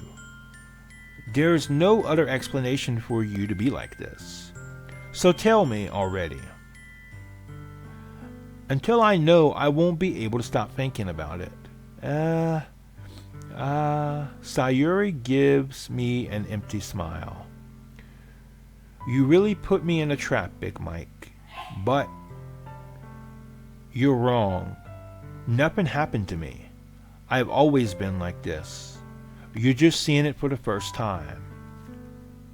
Seeing what? What are you talking about, Sayuri? You're really just going to make me say it, aren't you, Big Mike? I guess I have no choice this time. The thing is, I've had really bad depression my whole life. Did you know that? Why do you think I'm late to school every day? Because most days I can't even find a reason to get out of bed. What reason is there to do anything when I fully know how worthless I am? Why go to school? Why eat? Why make friends? Why make other people put their energy and caring to waste by having them spend it on me? That's what it feels like. And that's why I just want to make everyone happy. Without anyone worrying about me. I'm in shock. I mean, I can't blame the main character here. Actually, I really can't. That is something heavy he's been hit with. And how do you respond to something like that? I mean, as an adult now, almost, in the very later end of my 30s, I mean, I have about an idea about what I could say. Hey, I'll be here for you if you need me, or if there's anything I can do to help, or you're not alone. But a high schooler in that position, like, how would you respond to that? It's a fucked up position to be in. It is. It really, really is. So no, I'm not gonna be hard on this dude here, because as a high schooler, even if he is 18, because everybody in this game is 18 according to the creator, it's a fucked up position to be in. I can't even figure out how to respond. How is it possible that Sayuri kept this from me the entire time that I've known her? Did she really want so badly for me to just not think about her? Why, Sayuri? Yeah? Why is it that you've never told me about this? It almost feels like you've been betrayed. It almost feels like I've been betrayed as your close friend. Because if I knew, I would have done everything I could to support you. Even if there is only so much I could do. I would have tried a little bit harder to make every day a little better for you. That's why I'm your friend. All you had to do was tell me. Okay, yep, okay, yeah, dude, he did drop the ball there. That's exactly what she did not want. And whether or not she needs what she doesn't want is a different story. I don't think I have the life experience to really get into that. But that's what she says she did not want. And and as much as you want to help somebody, in order for you to help somebody, they have to want it themselves. If they don't want help, you can't really help them. And even if you do help them, it's probably going to do more harm than good.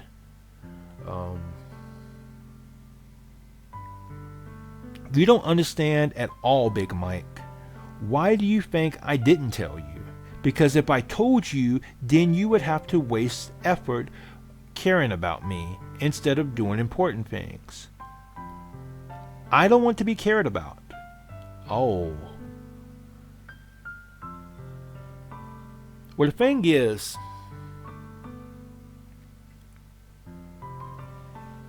she deserves to be cared about, Everybody deserves to be cared about.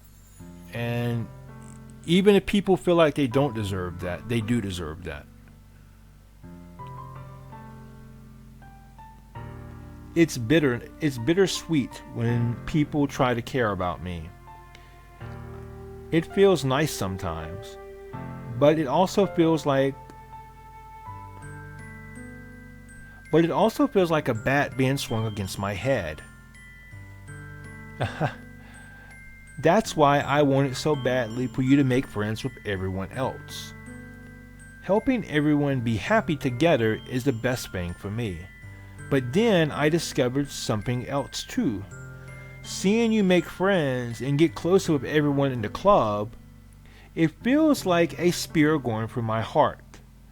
So that's why. That's why I decided the world just wants to torture me. Every path leads to nothing but hurt.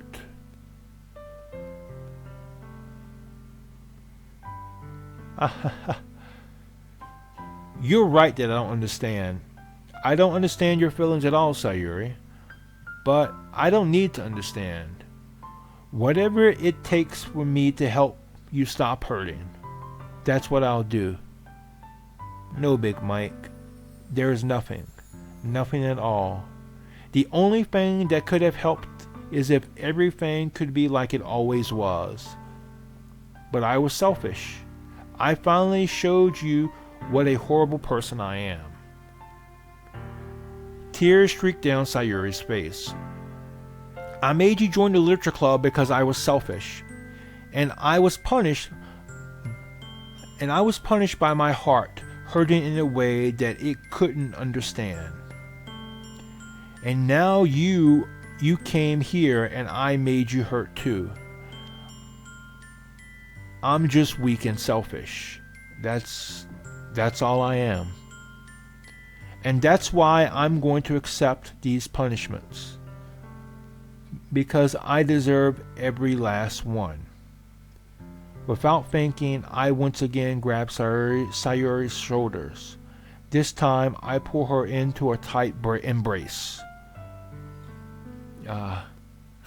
Big Mike, Sayuri, I don't care if you feel selfish. I'm really happy that you convinced me to join the club.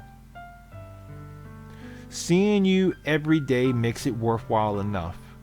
If I make friends with everyone else, then that's just a bonus. But please never underestimate how much I care about you. I wouldn't have it any other way. Big Mike. Sayuri isn't hugging me back. Despite my arms being wrapped around her, Sayuri's arms remain at her sides. She starts sobbing next to my ear. No, don't do this to me. Please don't do this. Big Mike. Sayuri barely manages to speak between her sobs. I don't know if I'm doing the right thing, but all I want is for her to know that I care. If you have it in you to call yourself selfish, then you have to let me be selfish too. No matter what it takes, I'll figure out what needs to change. I'll make these feelings go away. And if there's anything that you need me to do, then you better tell me. I'll get mad if you don't. I don't know. I don't know. I don't know. Gently, Sayuri finally puts her arms around me in return. I don't know anything. It's all really scary. I don't stand any of my feelings, Big Mike. The only time I'm not feeling nothing is when I'm feeling pain. You know, I will say that, you know, many people oftentimes they associate depression with sadness or hopelessness. And I'm not saying those things are not a part of depression, but I've heard people complain that numbness, that feeling nothing, is the worst part of depression. And, you know, if that's true, then, god damn, man, my heart breaks for Sayuri right now. Like, but your hugs are so warm, and that's really scary too. Sayuri lets me go. As she does so, I let her go as well. The festival is tomorrow. Yeah. Bro, she does not seem interested in the festival, fam. She does not seem interested in any of that shit.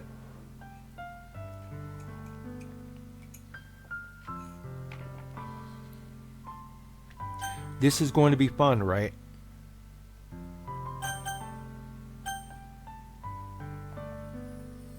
Yeah. How would you like for me to spend it with you? How would you like for me to spend it all with you? It's what I want. I promise. I think that would be nice then. Yeah. Sayuri wipes her eyes. If I could spend the whole day here, I would. Of all days, this has to be the one where I have other plans. Maybe I should cancel. No, don't. Please don't. If you did that, then I really wouldn't forgive you.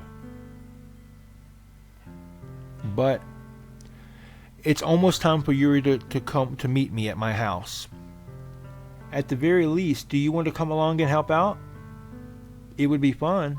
To my surprise, Sayuri shakes her head. I'm sorry. I don't know if that would be very good for me today. You understand, right? It's kind of hard for me to fully understand, but I'm trying my hardest. It's okay. Don't worry too much about it. I'll see you tomorrow, okay? Whew. Alright. I look forward to it. I say goodbye to Sayuri and exit her house. On the way home, I find myself still feeling uneasy. But it's hard for me to keep thinking about it when Yuri is about to come over too. Bro is spanking with his dick right now, okay? He's spanking with his dick and... okay, you know, I mean, I get it. You know, I was young and horny at one point in my life. Well, I mean, I'm just not young anymore, but you know, But anyway, point being is, like, dude, this line right here kind of hits me the wrong way, especially after that last scene. It really does hit me wrong, and it's like, bro, your friend is going through this shit, like. I mean, I get dude is young, and when I was that age, you know, anything would get me in the mood. Like, I could look at a door handle and be ready to go, but you know, hearing a friend going through something that heavy, I don't know if I'd be good for that day or not. Like, I definitely, I don't know if I could get the deed done that day. Because, that would fuck with me hard. But then I'm the kind of person who's, maybe empath is the word, but, the feelings of other people really affect me.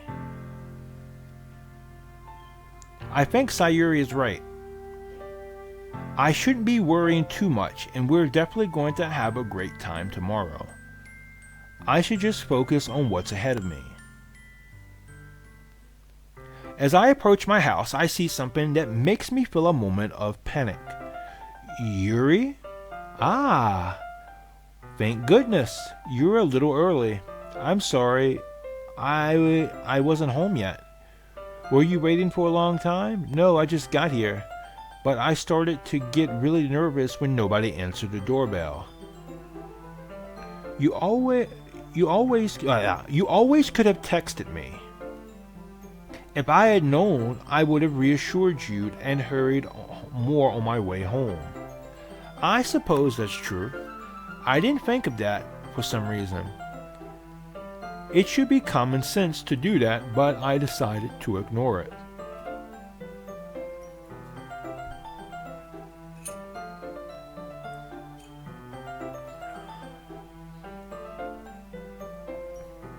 Anyway, let's go inside. I see you brought a lot of stuff with you. That's right. And did you manage to find everything I asked to buy as well? Yeah, pretty much. At least I hope I got everything right. I'm sure to be fine. I take Yuri to my room. Oh, see, this is what Homeboy's been waiting for. He's been waiting to get Gal alone in his room.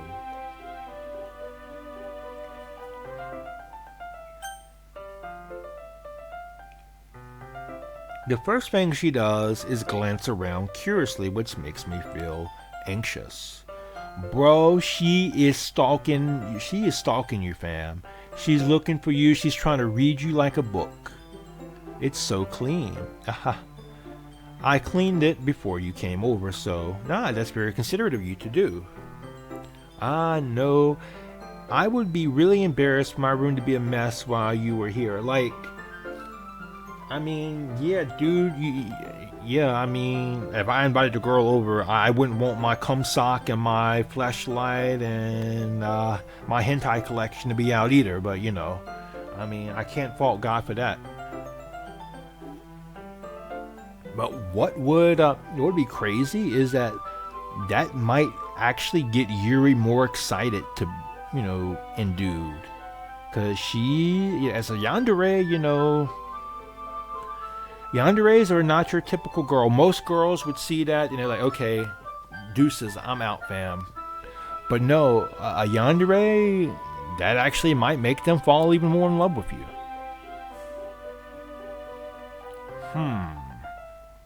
Well, I do enjoy cleaning. I would have gladly helped you clean. That would be even more embarrassing. See, I bet dude really did have some of that shit out.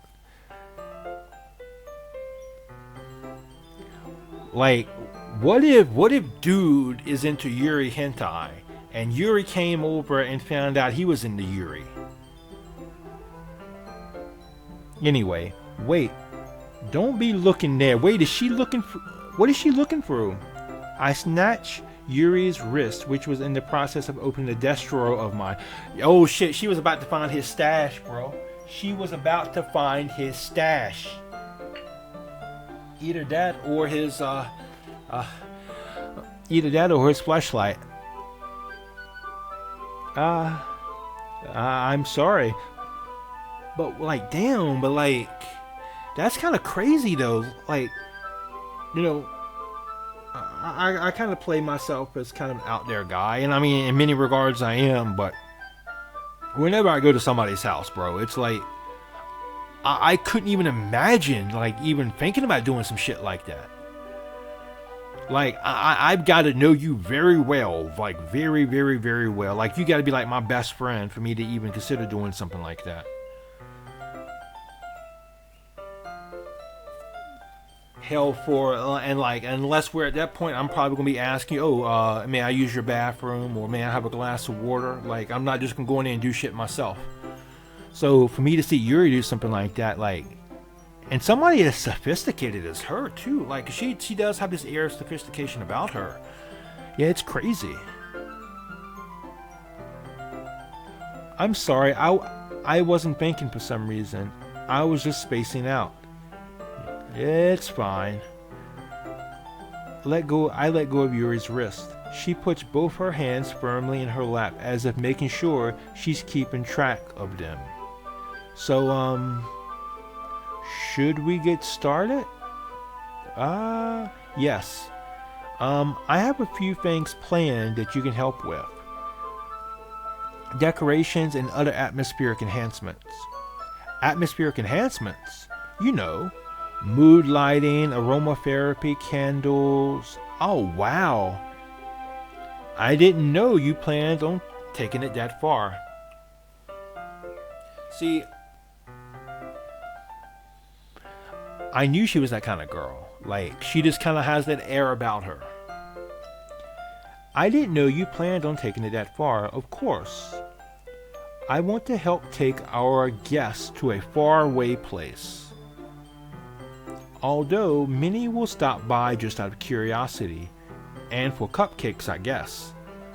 I'm determined to provide an experience that will leave them wanting more. That's great. It's easy to forget that you're a pretty intense person. Intense? I guess that's the best way to put it. Is that a bad thing? No, not at all. It's something that I like about you, actually. Is that so? That makes me feel relieved. And kind of happy. Yeah, no need to be so anxious. You can relax a little. Relax.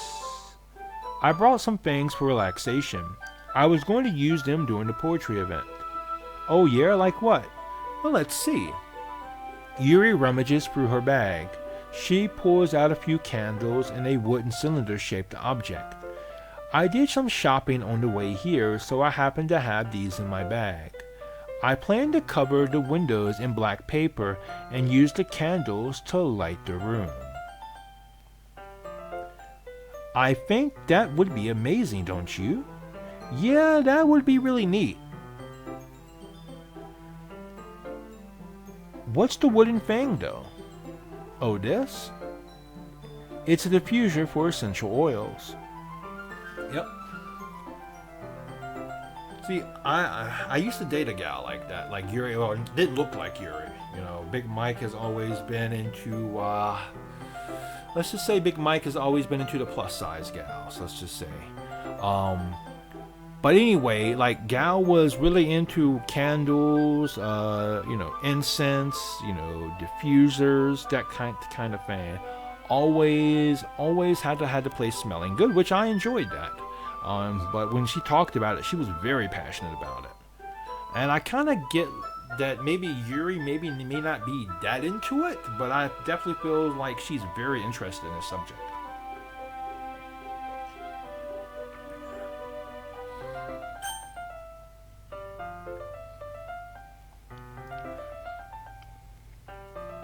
How familiar are you with aromatherapy? Not familiar at all. Is that so? Well, it's one of my favorite contributions to a positive atmosphere. Depending on the oils or herbs you choose, you can change the mood of the air itself. You can even feel it permeate through your body. Relaxation, positive energy, romance, reflection. Oh fuck, she's one of those new age gals.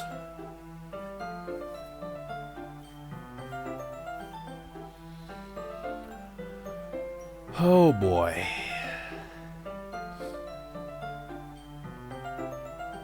It's almost like magic.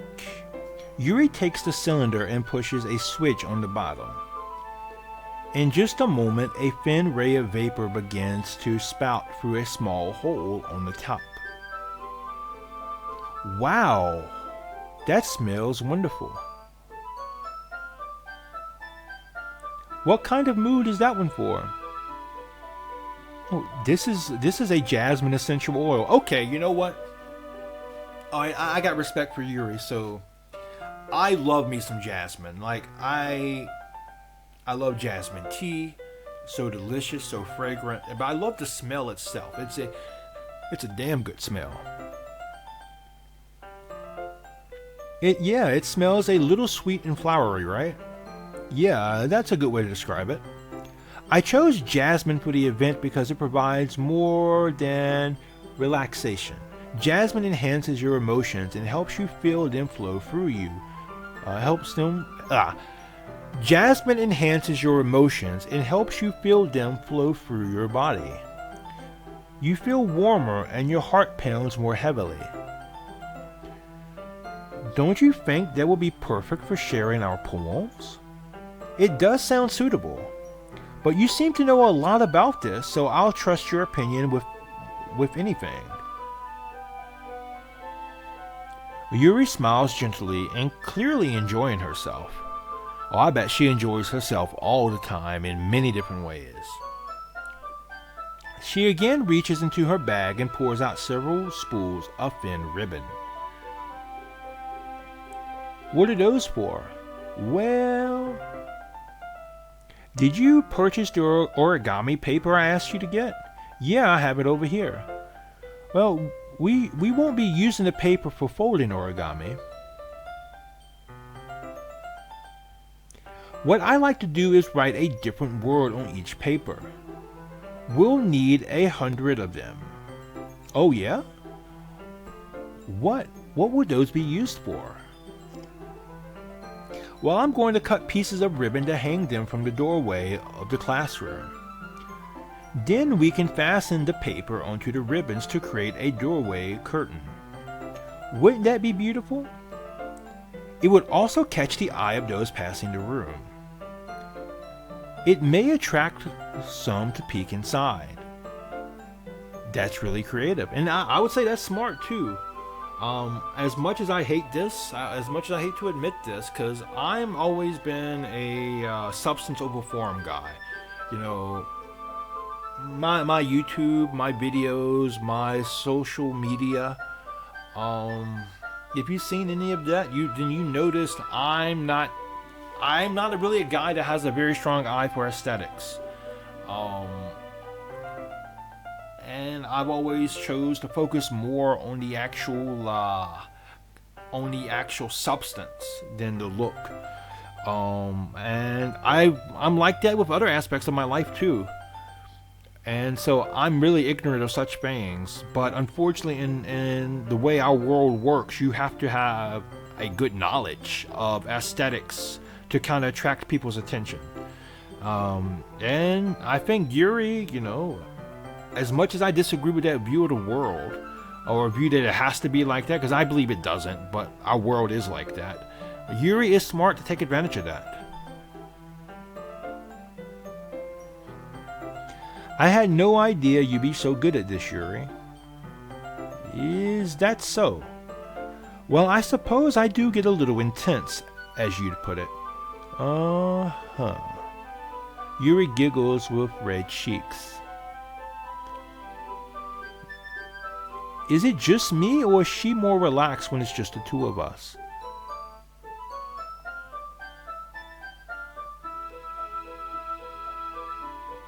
Or maybe it's the excitement she feels from sharing something that she enjoys.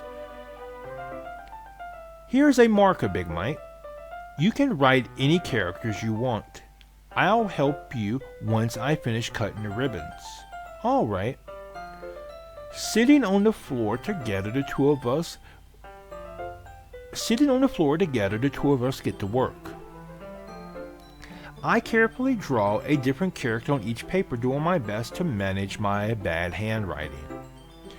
Yuri unravels a long strand of ribbon to her desired length. Then she reaches into her bag once more and pours out a pocket knife. Oh fuck, bro. Bro, you better keep your eye on Gal. You better keep your eye on her. You let this strange girl come into your room, and now she pulls out a knife? You gonna have to. You need to have a. You need to have a come to God conversation with your dick, fam. Okay. You need to sit down one night, and you need to have a real heart to heart. Be like, hey, I know you excited. I know you have needs, but this shit ain't cool. Anyway. The knife is strangely beautiful. The silver handle has an intricate pattern of waves etched into it. The blade itself is gently tinted blue. That's no ordinary pocket knife. It looks really fancy. Ah, well. Embarrassed, Yuri looks away. What is it? You're going to think it's weird. Yuri, whatever it is, I have no reason to judge. To each their own, you know. If you promise you won't be weirded out. Yeah, I promise. Alright. The thing is, I'm kinda into knives. They're just so pretty. I can't help it. I don't know what it is. The combination of craftsmanship and feeling of danger, maybe? So she's one of those people who a sense of danger excites them. I mean, listen, I'm not one to judge somebody for that because, hey,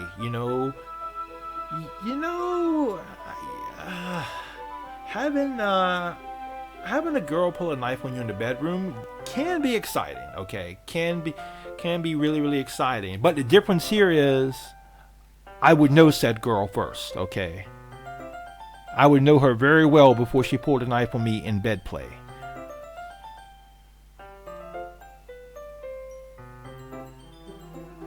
It's the adrenaline, it's the adrenaline. But anyway, what am I saying? Please don't think I'm weird for this. You're laughing at me. No, I'm not laughing at you. It's just funny how nervous you get about sharing. It's, well, an interesting thing to be into, I guess. But I think it's kind of suits you. Suits me? Yeah, it's kind of intense. Besides, it's really cool looking. It's a really cool looking knife. I can't deny that. It is, isn't it? Yuri relaxes her expression once again. Wouldn't you like to hold it? Sure, I'll check it out. Bro. Did you ever stop to think that maybe she wants to get a second set of prints on her knife for a reason? Like, you don't know this girl. You don't know her that well. You only met her a couple days ago. And she's getting you to handle a knife. What if Gal decides to off somebody with that knife? She can say, oh, that wasn't me. This dude stole it, and you can check and see his fingerprints are going to be all over it. Bro, then what are you going to do? You're fucked.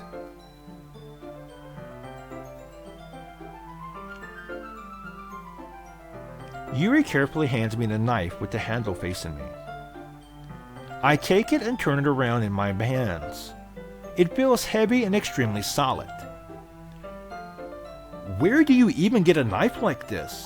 Curious of its sharpness, I feel the point of the knife with my index finger. You idiot. Ow! Big Mike, why did you do that? Yeah, why did you do that, you fucking idiot? What did you think was gonna happen? I didn't expect it to be that sharp. Well, the same thing could be said about you, apparently. I didn't and such an expression would not be wrong here. I barely touched it at all. It's my fault. I should have warned you. This knife is extremely sharp. It can cut through skin like paper. How would you know? How would you know it can cut through skin like paper? What the fuck do you do with this knife? Are you Dexter Morgan? Do you cut people up with this knife?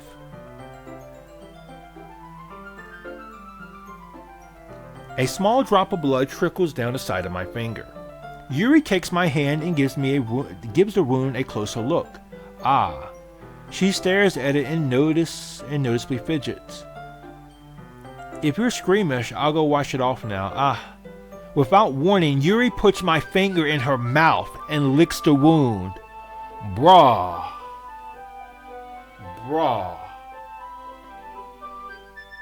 Alright, this can go one of two ways, okay?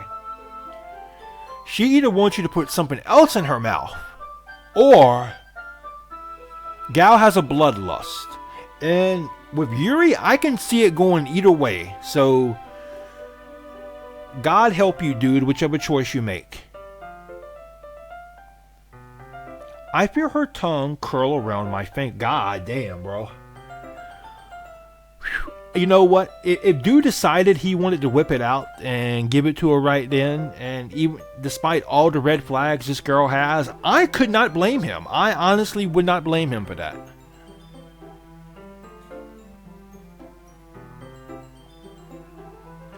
Startled, I instinctively pull my hand back. Please forgive me. I wasn't thinking. Yuri lowers her head, her face burning up. Yuri! What? That's the most embarrassing thing I've ever done. How could I do something like that? I'm sorry. Sure, it was a little weird and it took me by surprise, but I guess she was just trying to help, right? Yuri, I think you're overacting a little. Well, I mean, you two don't know each other very well. She took your finger and put it in a very intimate place, okay? And without thinking. So yeah, I mean, that's a weird thing for her to do. But yeah, I mean, she's right to be embarrassed by that. What if she doesn't recover from this for the rest of the afternoon? Alright, you know what? This might be a stupid thing to do, but I'll do it anyway. I take Yuri's hand and lick her index finger in return. Alright, well, you know, say what you will about the dude, but at least he's a reciprocal lover, okay? You know, I mean, she puts him in her mouth and he puts her in his mouth. So, you know, yeah, whatever faults this guy has, you cannot say he's a selfish lover, okay? Big Mike! Did you really just do that? Now we're even. Yuri just looks at me like I did something wrong. I knew that would be a bad idea. God damn, that's the Big Mike life story right there. If not for the sweet aroma of the jasmine oil, the air would be extremely heavy right now. You're so weird, Big Mike. God damn. The weirdest girl in the game is calling you weird. Damn.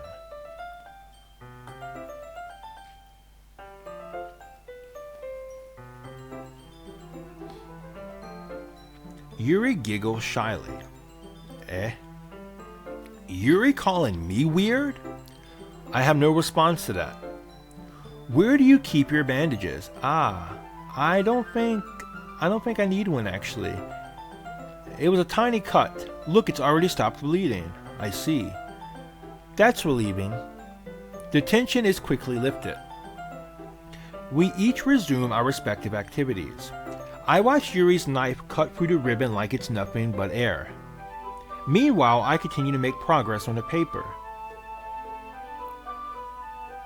After we finish attaching the paper to the ribbon, we lay them all out side by side. It looks better than I expected and will be very effective as a door curtain. It looks great. Good thinking coming up with this, Yuri. Oh, thanks. It's just something I saw online, really. Are you ready to move on to the next task? Yeah, let's do it. What do you have in mind? I like to create a banner. That's why I asked you to buy paint tablets. That's right. One of the items Yuri asked me to buy was a kit of watercolor paint tablets. We'll need about 6 cups of water to put each of the tablets in. Do you mind fetching those for us? Of course not. 6 cups of water. I'll be back in a minute. Thank you very much. Oh, and just a little bit of water is okay. If you fill the cup too much, it'll be too diluted. Taking Yuri's advice, I decided to use small plastic bathroom cups rather than full-size glasses. I put them in a plate to catch any paint that drips off of them to bring back into my room. Yuri? Yes? I come in to see Yuri quickly unrolling her sleeves, pulling it back over her arm. Huh? Was she in here shooting up in my bedroom? Is Yuri riding that horse? What? Gal, you better not be here in my bedroom, nodding off. Ah, nothing. Your face is a little red. Is it too hot in here or anything? Ah, no, not at all. There's nothing wrong, so let's mix the paint. Yuri hurriedly dismisses me and takes it upon herself to unwrap the tablets, dropping them into cups. So, I thought we would do something simple that would look very nice.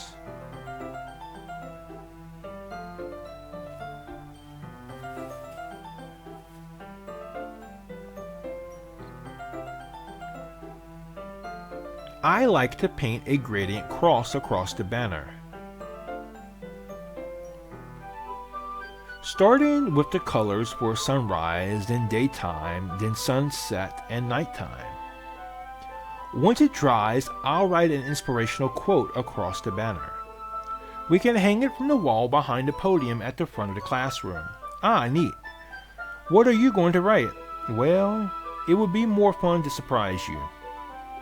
Yuri smiles at me. If you say so. After rolling out the banner, Yuri and I kneel on opposite sides so we don't get in the way of each other. Yuri uses a brush and adds a few dots of different colors across the banner to serve as a color guide when we paint. This kind of reminds me of elementary school. Painting a banner with watercolors feels a lot like the art class projects we had back then.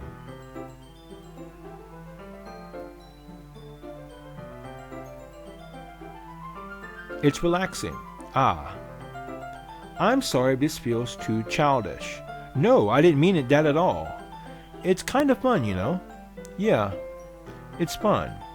I'm glad you feel that way too. Yuri stops painting for a moment, thinking to herself. For me, I don't need to go out and do crazy things to have fun. Oh, well, I can definitely agree. You probably don't need to go out.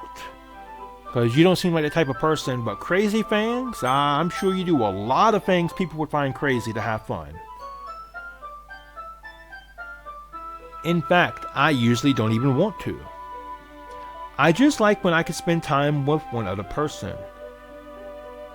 Even if it's something simple like reading, it doesn't even matter if we don't talk much.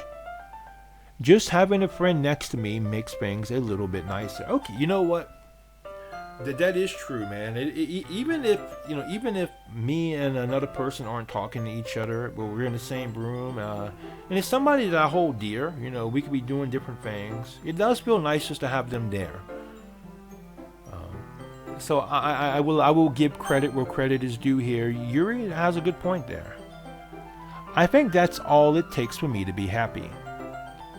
Is that so? Even if Yuri and I are quite different, I can understand where she's coming from. I feel that way about things like anime and games, where simply sharing the experience with someone can make me happy. I think I feel the same way.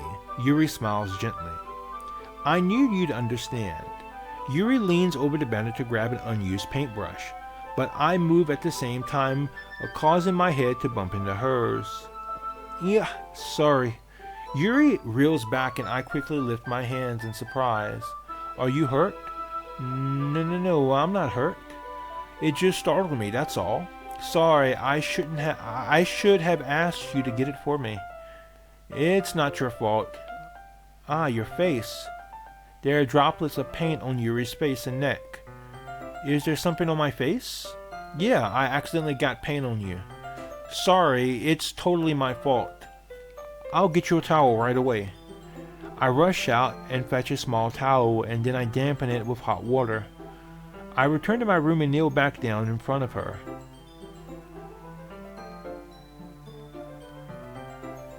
Here. I pat down Yuri's face and neck with the towel. Ah, is something wrong? It's hot. I just didn't expect it. Oh, sorry. I didn't want to use cold water. Having finished, I started to retract my hand. But Yuri suddenly holds my wrist. Wait. Just for a little longer. It feels really nice. Ah. I keep my hand still against Yuri's neck. She looks into my eyes. It's an intense expression that I recognize from when she reads her books. Almost as if she's lost in the daze, enveloped in her own thought. Bro, she's fantasizing about you, fam. She wants that man meat. So you need to be like Arby's and have the meat and have it ready for her. She breathes gently, half through slightly parted lips. What's happening? Is this the aroma of the jasmine oil giving me this dizzy feeling? No, bro, you're catching feelings for this girl too. Yuri's gentle fingers wrapped around my wrist send a tingling sensation through my arm. And I feel very confident you have a tingling sensation somewhere else too. And suddenly her face seems to be much closer to mine than it was just a moment ago.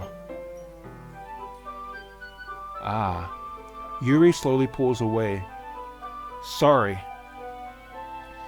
I've been feeling a little light-headed today. I didn't mean to space out. It's fine. The moment's over as soon as it began. Yuri picks up her brush again, but her movements seem clumsier, like she's unable to focus. I remain silent, forced to ignore the event that just transpired. I hesitantly retrieve my own brush and continue following Yuri's example. That should do it.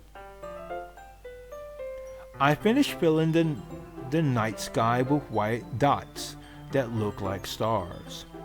Looking at the banner as a whole, it's very pretty and natural looking. I think it came out better than I expected.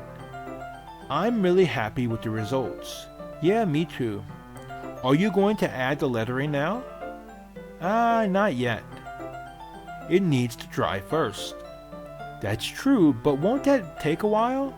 Well, perhaps it would be better to leave it here then you have to bring it in the morning.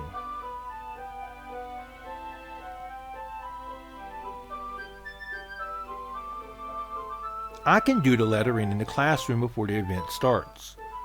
Is that okay? That's totally fine. Wonderful. In that case, I don't think there's anything more for us to do here.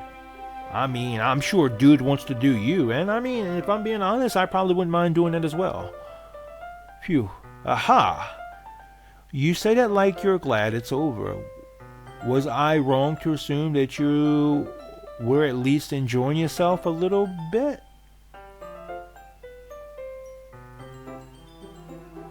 No, it's not that. It's just, I'm just glad that we managed to get everything done. Oh, I see. I am too. I was a little concerned about time.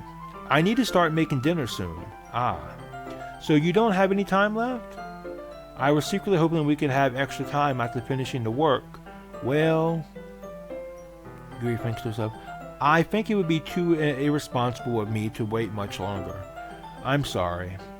I was hoping there would be more time as well.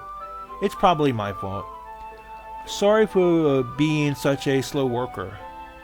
Oh no, it's not your fault at all. And the important thing is that we got everything done, right? Yeah. So I shouldn't be disappointed or anything. Gathering all her things, Yuri seems to look a little downcast. I understand why. It sounded like she rarely gets this opportunity to spend time with friends in a relaxed environment. But that doesn't mean this is the last time it can happen. Once Yuri packs up, I walk her out of the front door. Thank you very much for having me today. No problem, I'm glad I was able to help. Just let me know if there's anything else you need me to bring tomorrow. I will. Well then. Yuri fidgets. I guess I'll see you tomorrow. Wait.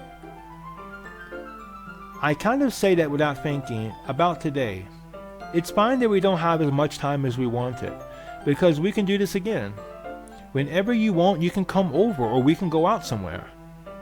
I forget you don't like going out much. As I stumble over my words, Yuri simply smiles bashfully. Anyway, you know what I'm trying to say, so you're very thoughtful, Big Mike. Yuri takes a step close to me, then briefly squeezes my hand. I kinda like that about you. Oh, bro, are we about to get kissed? Are we about to get kissed? Well, how am I supposed to respond to that? I don't even get a chance to as Yuri suddenly pulls back. Bruh. Sayuri. Huh? Ah. Bro got caught trying to woo another girl? Oh, uh-oh. Okay. So, alright. So, bro is probably in some hot shit right now. So, if you're not in a relationship and you're trying to play the field, you know, getting caught talking to multiple women at one time is not a position you want to find yourself in. Not a position. And I think that's the position dude might find himself in right now.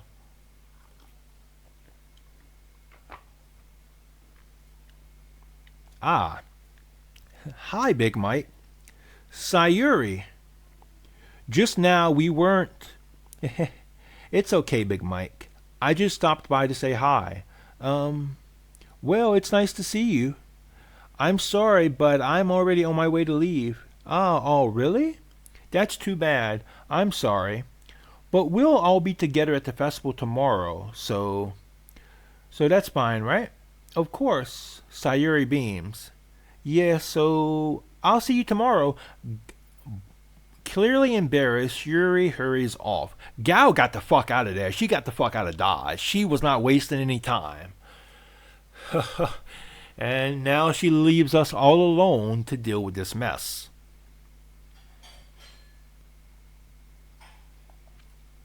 Sayuri waves goodbye after her. Sayuri, I thought you didn't want to come over today.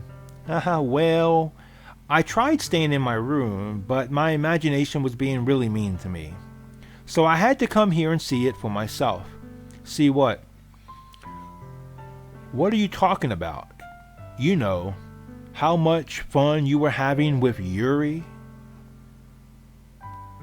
How much fun you were having with Yuri? And how close you got to her? It makes me really happy that you made such good friends. That's all that matters to me. Tears start to fall down Sayuri's face. That's all that matters to me. Why am I feeling this way, Big Mike? I'm supposed to be happy for you. Why does it feel like my heart is splitting in half? Well, 'cause you have a crush on this guy and you just saw him trying to fuck another girl, so that's probably why your heart feels like it's breaking in half.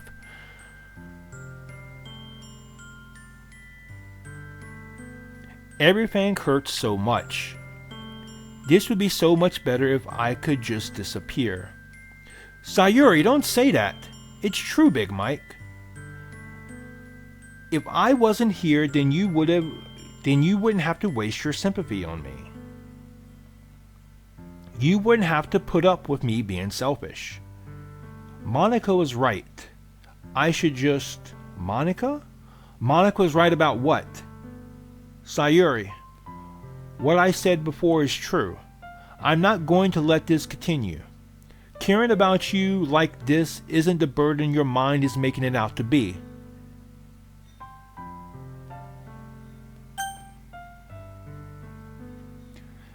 It's something that makes me happy.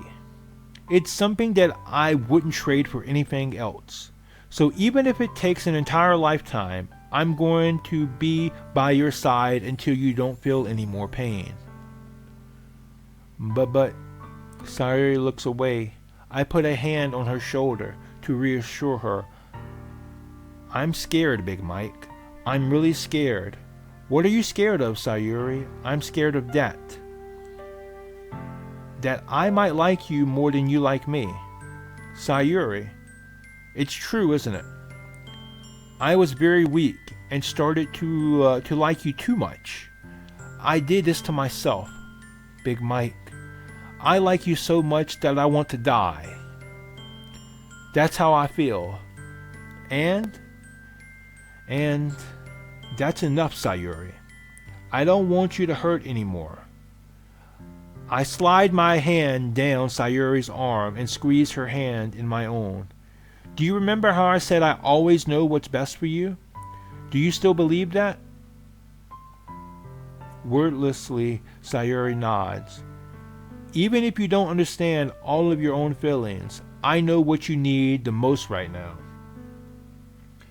Bro, I'm not sure you should be telling her this. I don't know.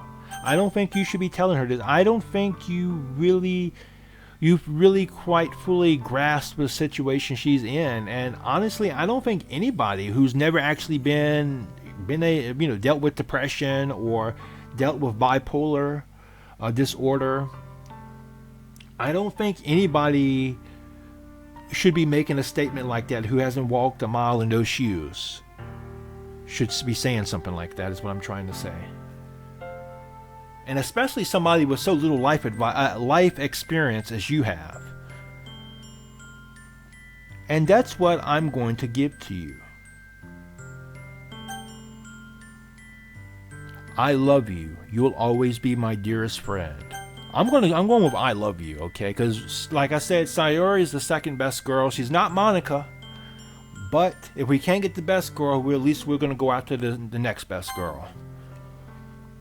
I love you. Those are my true feelings. So there's no way you could like me more than I like you. I should have realized it sooner. But spending time with everyone at the club, making new friends, and having fun with you every day, it helped me to realize that you are truly the most important person to me. That's why I'll accept any of your burdens, as long as we continue like this every day. With you by my side, then I know we'll both be happy. Big Mike. Suddenly, Sayuri wraps her arms around me. Big Mike, is this really okay? Yeah. I hold Sayuri in my arms and pull her closer. You'll never have to let go of me again. I love you, Big Mike. I want to be with you forever. Me too. I feel Sayuri's grip around me. I feel Sayuri's grip around me weaken a little bit. What is this? Sayuri, I'm supposed to be happy right now. I always thought this would be the happiest moment for me. But why? Even now, why won't the rain clouds go away? They're not going away at all, Big Mike. It's okay, Sayuri. It might take some time for things to get better again. But no matter how long it takes, I'll be there every step of the way. That's all that matters right now. Oh, okay. I trust you. Sayuri and I slowly release each other. So, I guess that makes the festival tomorrow our first date, huh? What are you saying? I don't want to think about those things, you know. I want everything to be the same as it always has been. Even if we really are a couple. I don't know if I could handle anything more right now. It's really new and scary to me. I understand. We'll go at whatever pace suits you best. Hey, Big Mike. Sayuri gazes at me once again, smiling sadly. Even if I get really, really sad, this is the best thing for me. Right? Eh? I don't really understand what Sayuri means by that. Are you saying that this is making you feel sad, Sayuri? I don't know. I don't understand what I'm feeling. I felt like a bunch of thorns when you told me you loved me. But that's why I want to trust you. You know what's best for me. Yeah, I do. That's my promise. I say that, but in reality, I've never felt more uncertain when it comes to Sayuri. I know that I love her and she loves me, but I'm having as much trouble understanding Sayuri's feelings as she is. Even though I can comfort her, I keep wondering if I should be doing something more or something different. I know these thoughts will continue to plague me until things are back to the way they were. Is that what Sayuri means by not wanting anything to change? I don't know. But I know that I'll give it everything I've got. Sayuri is the most important person to me, and I'll do whatever it takes to have a happy future with her.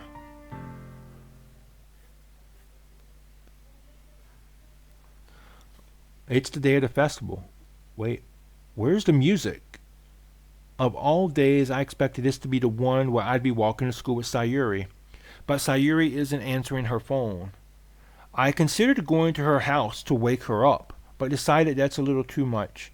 Meanwhile, the preparations for the event should be nearly complete. The banner Yuri and I painted is dry, and I gently rolled it up to take it with me. She sent me a pleasant text reminding me not to forget anything, and I reassured her. Funnily enough, I probably feel the same way as Natsuki about the event. I'm more excited for it to be over with so I can spend time with Sayuri and Yuri at the event. But knowing Monica, I'm sure the event will be great too. Big Mike, you're the first one here. Thanks for being early. That's funny. I thought at least Yuri would be here by now. Monica is placing little booklets on each of the desks in the classroom. They must be the ones she prepared to have all the poems we're performing. In the end, I found a random poem online that I thought Monica would like and submitted it. So that's the one I'll be performing. I'm surprised you didn't bring Sayuri with you. Yeah, she overslept again. That dummy. Bro, you gotta be gentle with people, man. You never know what they're going through, man. You never know the struggles people are going through. You gotta be gentle with people. You think that on days this important she'll try a little harder.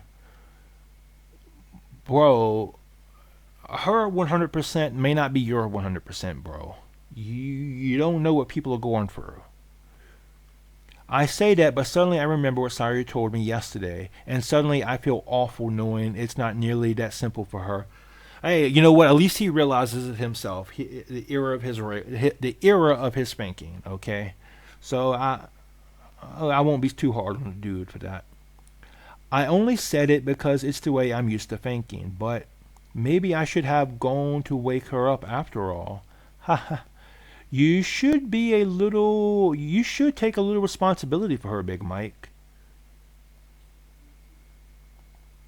I mean, especially after your exchange with her yesterday. You kinda left her hanging this morning, you know. Exchange? Monica, you know about that? Of course I do. I'm the club president after all. But I stammer, embarrassed. Did Sayuri tell her about it that quickly? That we were a couple now? I didn't really plan on bringing it up with anyone yet. Jeez. You don't know the full story at all, so...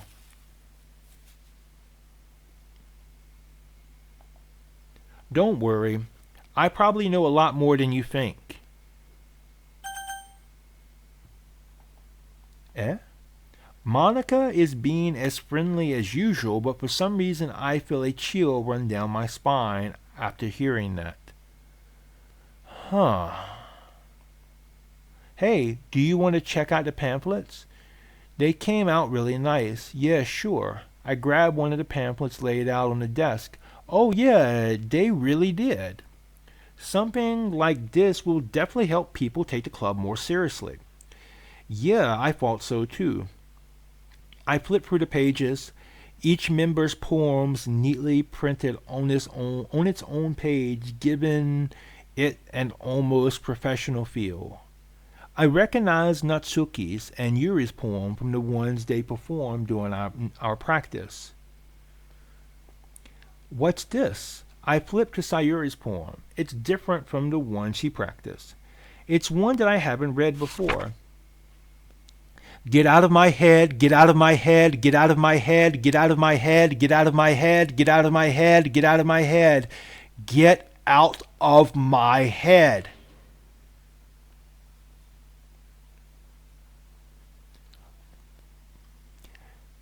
Get out of my head before I do what I know is best for you. Get out of my head before I listen to everything she said to me. Get out of my head before I show you how much I love you. Get out of my head before I finish writing this poem. But a poem is never actually finished. It just stops moving.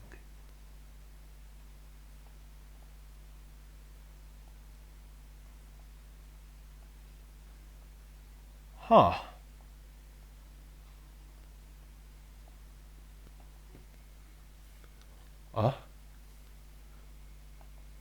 What's this? Reading the poem, I get a pit in my stomach. Big Mike? What's wrong? Nothing. This poem feels completely different from everything else Sayuri's written. But more than that, I changed my mind. I'm going to get Sayuri, so... well, alright. Try not to take too long, okay? I quickly leave the classroom. Don't strain yourself, Monica calls out from after me. I quicken my pace. What was I thinking? I should have tried a little bit harder for Sayuri. It's not a big deal to at least wait for her or to help her wake up. Even the simple gesture of walking her to school makes her really happy. Besides, I told her yesterday that things will be the same as they always have been. That's all she needs and what I want to give her. I reach Sayuri's house and knock on the door. I don't expect an answer since she's not picking up her phone either. Like yesterday, I open the door and let myself in. Sayuri? She is really a heavy sleeper. I swallow. I can't believe I ended up doing this after all. Waking her up in her own house. That really is something that a boyfriend would do, isn't it? In any case, it just feels right. Outside Sayuri's room, I knock on her door. Sayuri? Wake up, dummy. There's no response. I really didn't want to have to enter her room like this. Isn't it kind of a breach of privacy? But she really leaves me no choice. I gently open the door. The fuck?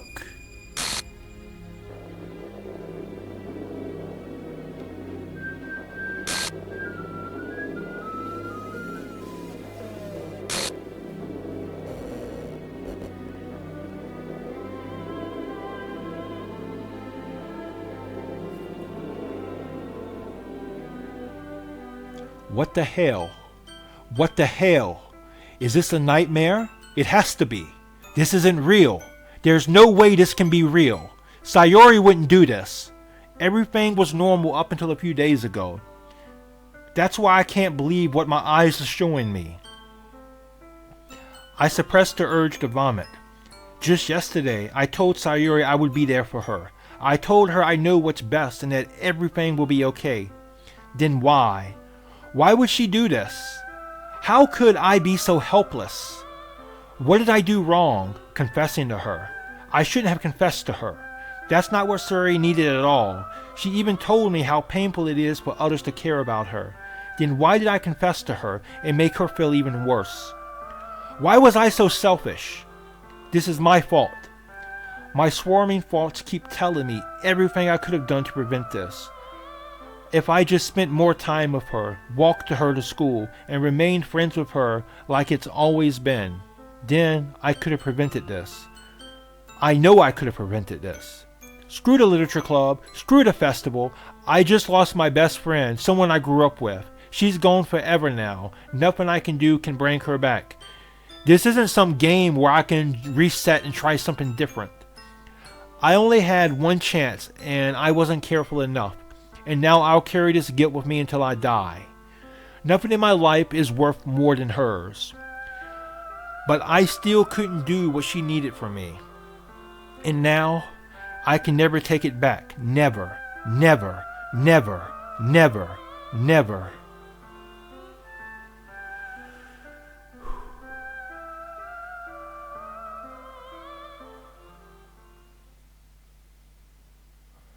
Oh.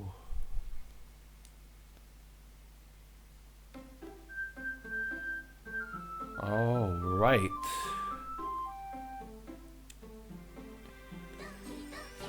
And this is where we're going to call it for today. That was an experience. I can say that I played this game. I played the original multiple times through. I played Doki Doki Plus a couple times through.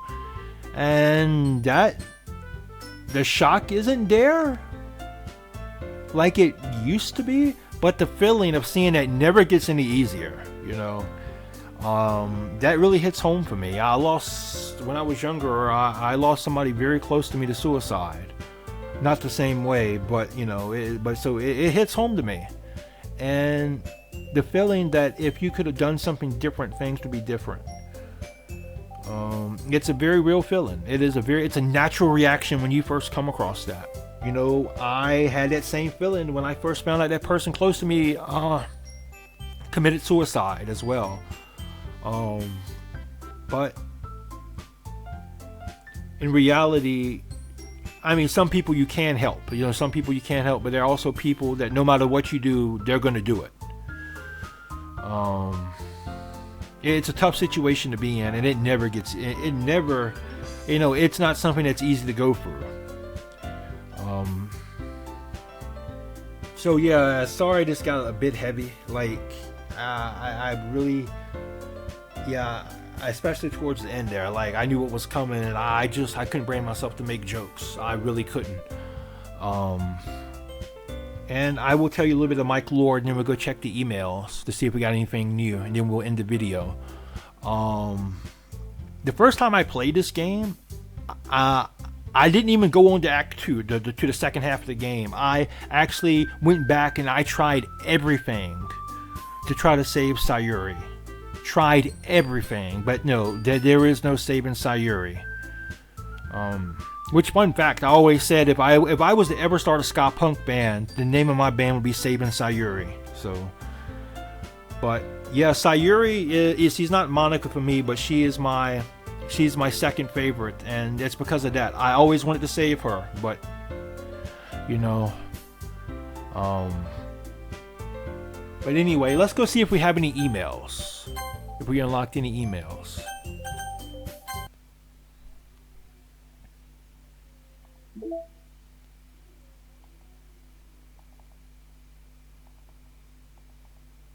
Nope, still no emails. All right. Well, let's see if we unlocked anything else. So, well, let's look around the files and see if there's anything here. Happy False PNG. Let's see what this is. Oh, all right. That's something. All right. Let's close out of this, and let's see if we unlocked any other side stories. Well,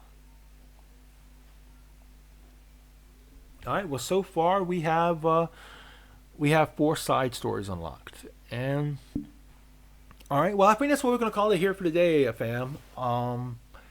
Yeah. Again, I'm sorry if I'm kind of lost for words here. That like I said, that never gets easier for me to see. That never gets easier for me to see.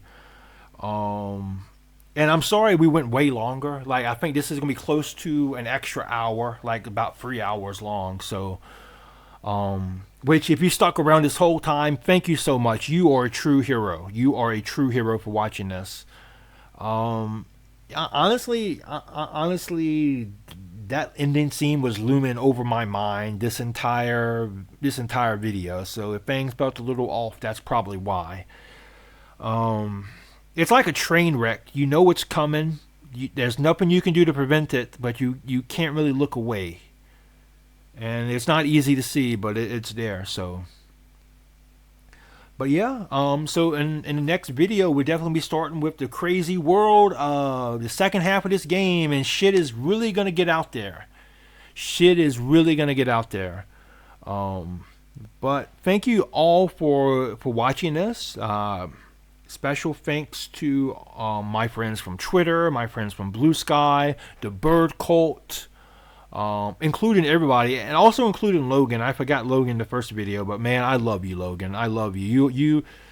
You're not only a good friend, but you're also objectively one of the best New Zealanders ever. So you have that for you, fam. Special thanks to Khan, like Czar Khan. Like Czar Khan has been a huge inspiration in this. And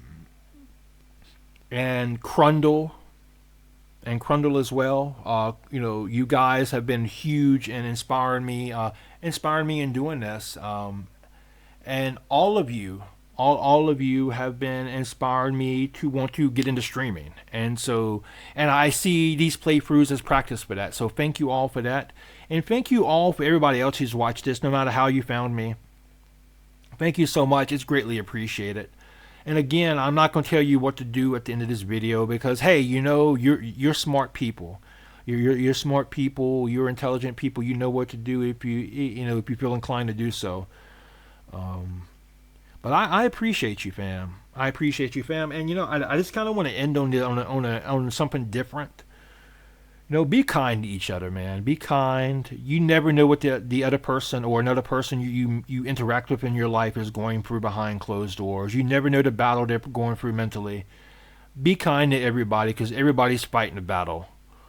And just try to be there for your friends as much as possible. The character learned this, and it's a lesson I've learned several times over the course of my life. You never know the true value of a friend until they're gone, and so just try to be there for that person as much as possible.